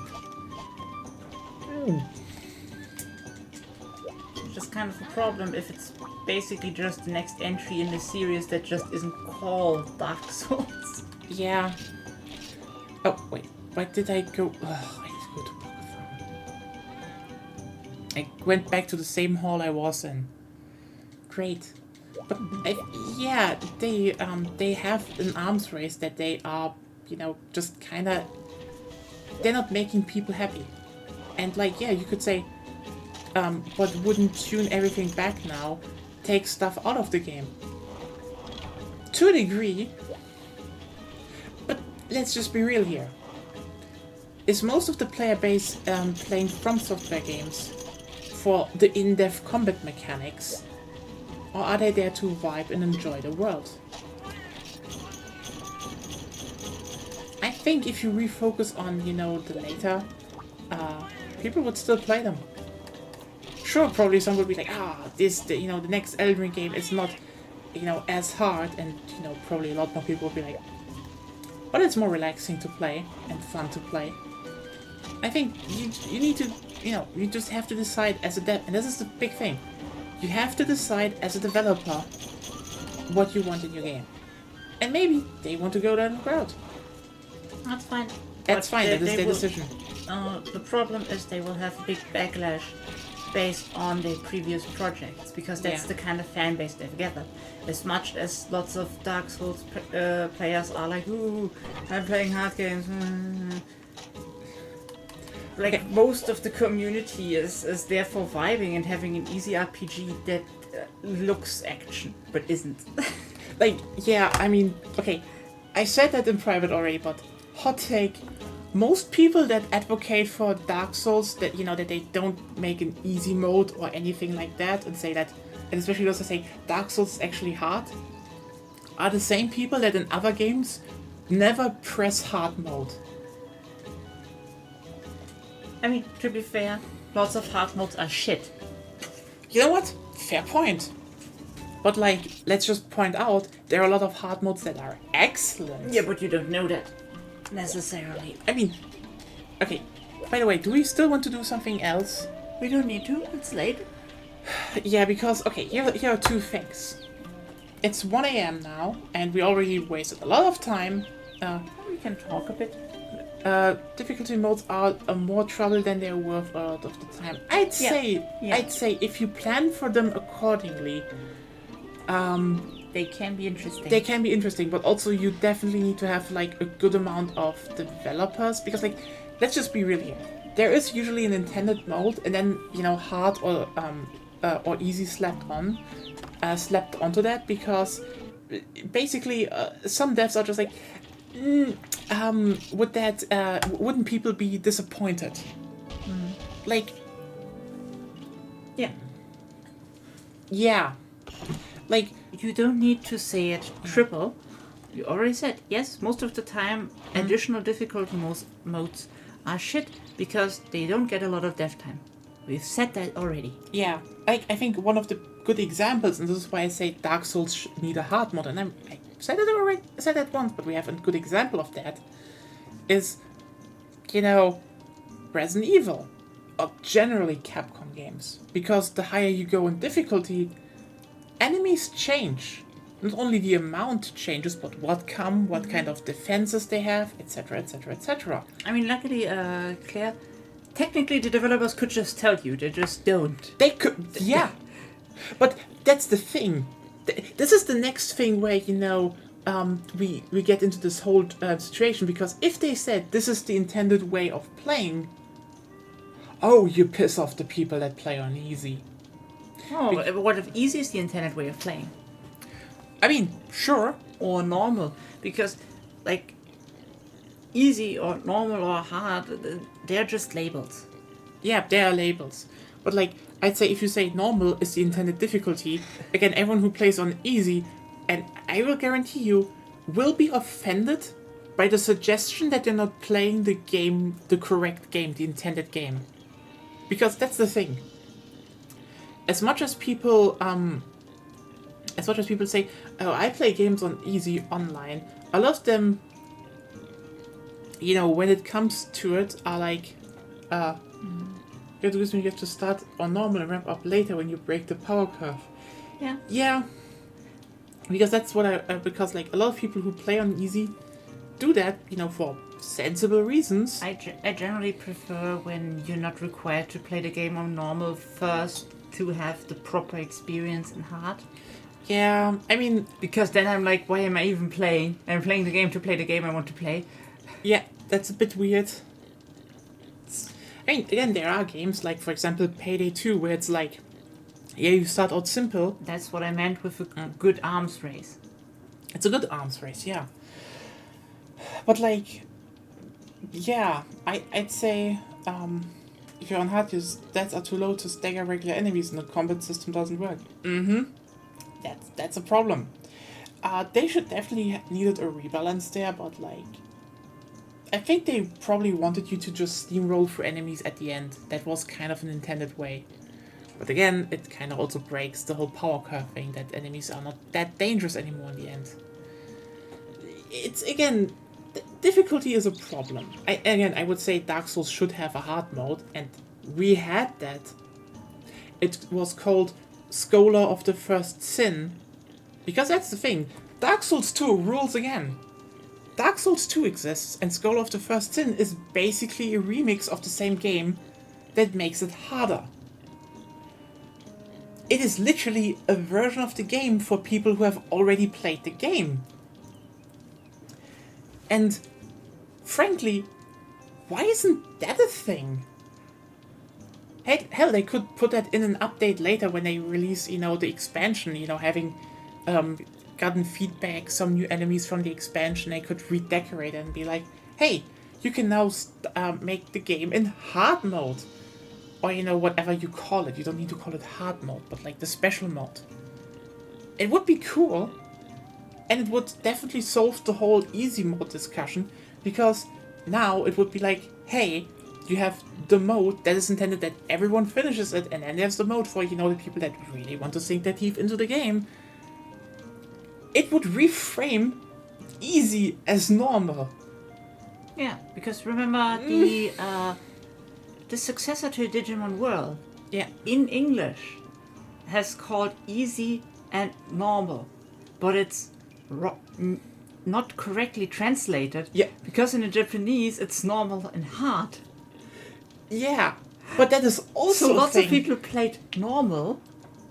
And were like, fuck, this game is too hard. Yeah.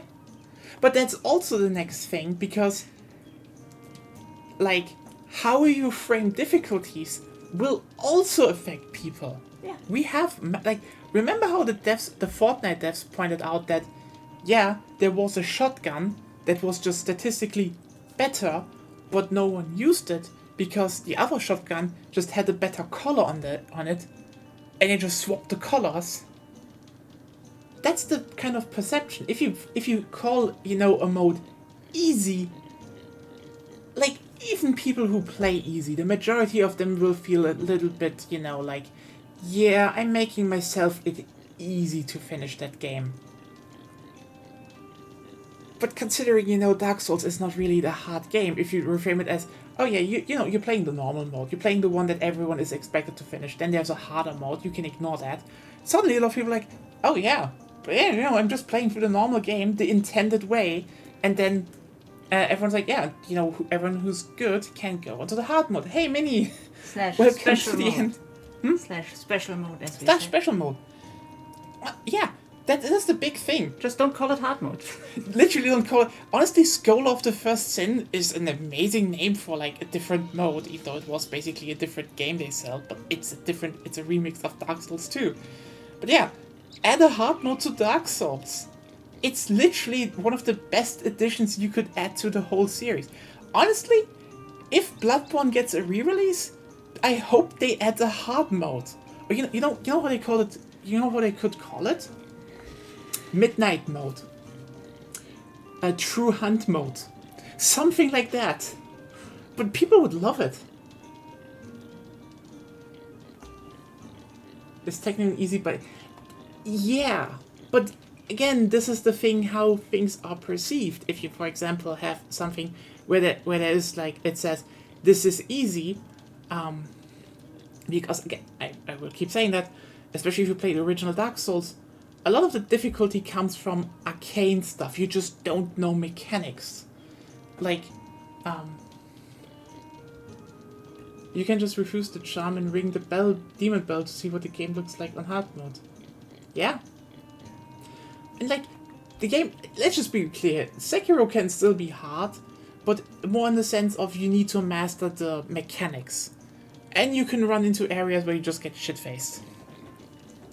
Remember how you took a wrong turn, and then we're like, fuck, I need to do this other area first. Yeah, but I cleared it first. You cleared That's it, the same that I was, again, stupid and didn't got the firecrackers, and then beat the two apes by running from one into to the arena and making jump attacks for like half an hour. Yeah, that happened. That Took a happened. while, but But yeah, it wasn't intended, but I was too lazy to go back and search for the damn firecrackers. and you didn't do it. But yeah, this is why I would say, again, it is usually easier to say you add hard modes, because that, perception-wise, people are like, oh yeah, that's just the hard mode. That's the optional stuff. I don't need to play that. And then everyone's like, yeah, just play the stuff that, everyone is expected to be beaten. And it would finally probably end the whole thing with, Dark Souls is really hard, actually. No. Well, we see a lot of people that have problems like with arcane stuff in Dark Souls. Fair point. Like, how many people have we seen that didn't get the parry mechanic because they didn't read or didn't really understand the stat system, stuff like that? Yeah. I mean, hell, I would even say getting S+ rank on professional and Resident Evil games isn't that hard. But people have more problems with that, actually. It's not that shit. Like, you know what? Getting good ranks in games is sometimes harder than Dark Souls, because Dark Souls doesn't even need you to rank shit. You can just finish it whenever you want. But, I mean... hey, I wasted some time of my life to finish Devil May Cry on Dante Must Die. Yeah, it takes a while. That is hard. that is actually a hard game. I mean, you could also say, I want to be the guy is hard, but that is, hard for different reasons. Do we want to get it? Low Polyburp! Shout out to Low Polyburp. Low Polyburp is very cute. Yeah. I absolutely adore Low. We need more Low Polyburps. They're just so fucking cute. Oh my god. Yeah, it's just amazing. But like, do we even want to get into the whole, how's it called? Do we want to open the pot of basically stinking fermented fish that is, hey, what makes a game hard? Because, let's just be real here. Holy shit, we are opening a can of worms there that is bottomless. Because a lot of things can be really hard. Yeah. For the... Like... Okay. What kind of difficulty is there? There are mechanical difficulty. Mm-hmm. There is arcane difficulty. And in the sense that you just don't know stuff. And can I say one thing? Mechanical difficulty is something that is probably even easier to master, even though it can get ridiculously hard. Look at God Hand. But then you have arcane difficulty, which, and I think this is probably even worse, emotional damage. Because arcane difficulty is probably the worst. Because A, you can have stuff like Dark Souls where you just, when you start playing it, you simply don't know what you find. Or you have puzzle games. And let me be clear here. If I know one thing from personal experience, nothing is harder in games. Nothing is harder in games than any kind of small little puzzle or riddle that is too fucking obvious. I've been GMing TTRPGs for 20 years. I've seen so many groups fail the easiest fucking shit. I make an intriguing puzzle, and I tell you, they power through it because they're like, oh wait, I got that. I just connect the dots. And then you're like, fuck it, this is just easy. You just go there, and they just like, is this a hidden riddle too? That we need to find the meaning of, and then they start doing mathematical equations. You just sit there as a gem like, no, I just told you a place that you could just ask for. Yeah, you know what? We just had another perfect example because, so for everyone who doesn't know, there is this small mode in Call of Duty games, some of them called Zombies, and Zombies had Easter eggs. One of the things that happened was that, so any game that does Easter eggs, be it Zombies, be it Battlefield, be it anything, the players are fucking, locusts. You put it in, they solve it in no time. They solve it in fucking no time. And the lead designer of Zombies was pissed off. Because they were like, yeah, we fucking, made like a small little secret, picture, and literally ripped it up and scattered it across a map. And people, for some reason, stitched it together in less than 24 hours. And so he was like, fuck you. I'm putting something into Black Ops 3 that you can't data mine, that you can do nothing with, and it's gonna be hard and you won't solve it. 8 years later, now, someone realized because they found a lot of parts of the thing, like for example, a blueprint with like a hypercube where there was an assault rifle in it. And only now someone actually figured out that the assault rifle, which was used as placeholder stuff in the game, and a lot of cutscenes and stuff, just that it works, was changed twice. Once for legal reasons, and then some dev told them, something had to do with zombies. That's why we renamed the gun. And only now they realized KN45. Why is it called KN45? Like, oh, the variables for a hypercube are K and N.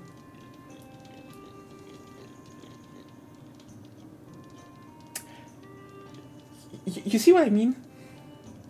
They stuck 8 years on an Easter egg because of like the easiest logical connection you could make. It is so stupidly easy, but obviously everyone overthinks it. Everyone. Again, is it hard? No. But do people overthink to hell and back? Oh yeah. Oh well. I think we covered that can of worms enough. Yeah, arcane difficulty is more like you for example, when you first start playing Dark Souls, you don't necessarily know the stat growth of everything. Yeah. You do not know that the letters for scaling are a range of numbers Yeah. that can be. Like B is a number from X to Y. That's actually, yeah, it's like, you're like, oh, it's B-scaling. But B-scaling can mean a lot. Is it good B-scaling? Is it bad B-scaling? You don't know. It just says B. It's similar to bloated values in Monster Hunter, which is why I still say, you know, my second most liked title is Generations, because Generations doesn't use bloated numbers. Thank you, Generations, actually. You are... Yeah, and that's an example of arcane difficulty, not of insane arcane difficulty. But it is arcane difficulty. Yeah. Yeah. But, everyone, enough talking. Sorry that we didn't finish G-Rank today. I think that's probably better. Next time, we have exactly 3 quests left, and those will take enough time anyway. 2 Black Diablos, which we could have done today. Yeah, as I said, the Raging Lesbians. We need to kill Gravios, that will be annoying. And then we kill Lucanlos. So that's gonna be a very relaxed stream next time, and hopefully we will have our finished gear then. I guess now we still have time. Wanna play some Deadlock afterwards? We could. That's a fun game. We should probably stream that at some point. Actually, you know what? We should get like 4 more people and make a 6-person team. And then we can just ruffle stomp the enemy just there. With fundamentals. Yeah. Yeah, that was Monster Hunter Freedom Unite. Sorry for everyone who joined in the end. Now I was like, we could still kill the crab and show them a little bit of gameplay, but... You said stop. We're gonna stop now. We're gonna stop now. Thanks everyone for tuning in. Hope you had good fun. Yeah, tomorrow? Okay, just so you know, I don't have an early access copy of Space Marine 2, so not streaming that tomorrow. That is for me, you know, probably at the 9th, if that happens. We will, there will be Delta Force. Delta Force has a new mode. Probably looking into that. I wonder what Battlefield mode they copied this time. Yeah. Hope you all had some fun. Hope it was a good discussion. We went definitely into Can of Worms again in the end. That was Monster Hunter Freedom Unite. It's 11 streams. Sorry. We will finish it next week. Next week, G-Rank is over. Woo! Let's give it up for finishing G-Rank next week. Yeah. See you all tomorrow for Shooty Bang Bang. And if, by the way, if you have a PC and also play that alpha and want to join, just write me on Discord if you know me there. I would be kind of cool actually to have some more people to play it with for once. Yeah, see you around and have a wonderful evening, wonderful rest of the week. Sleep well, stay healthy, stay safe, and goodbye. Bye.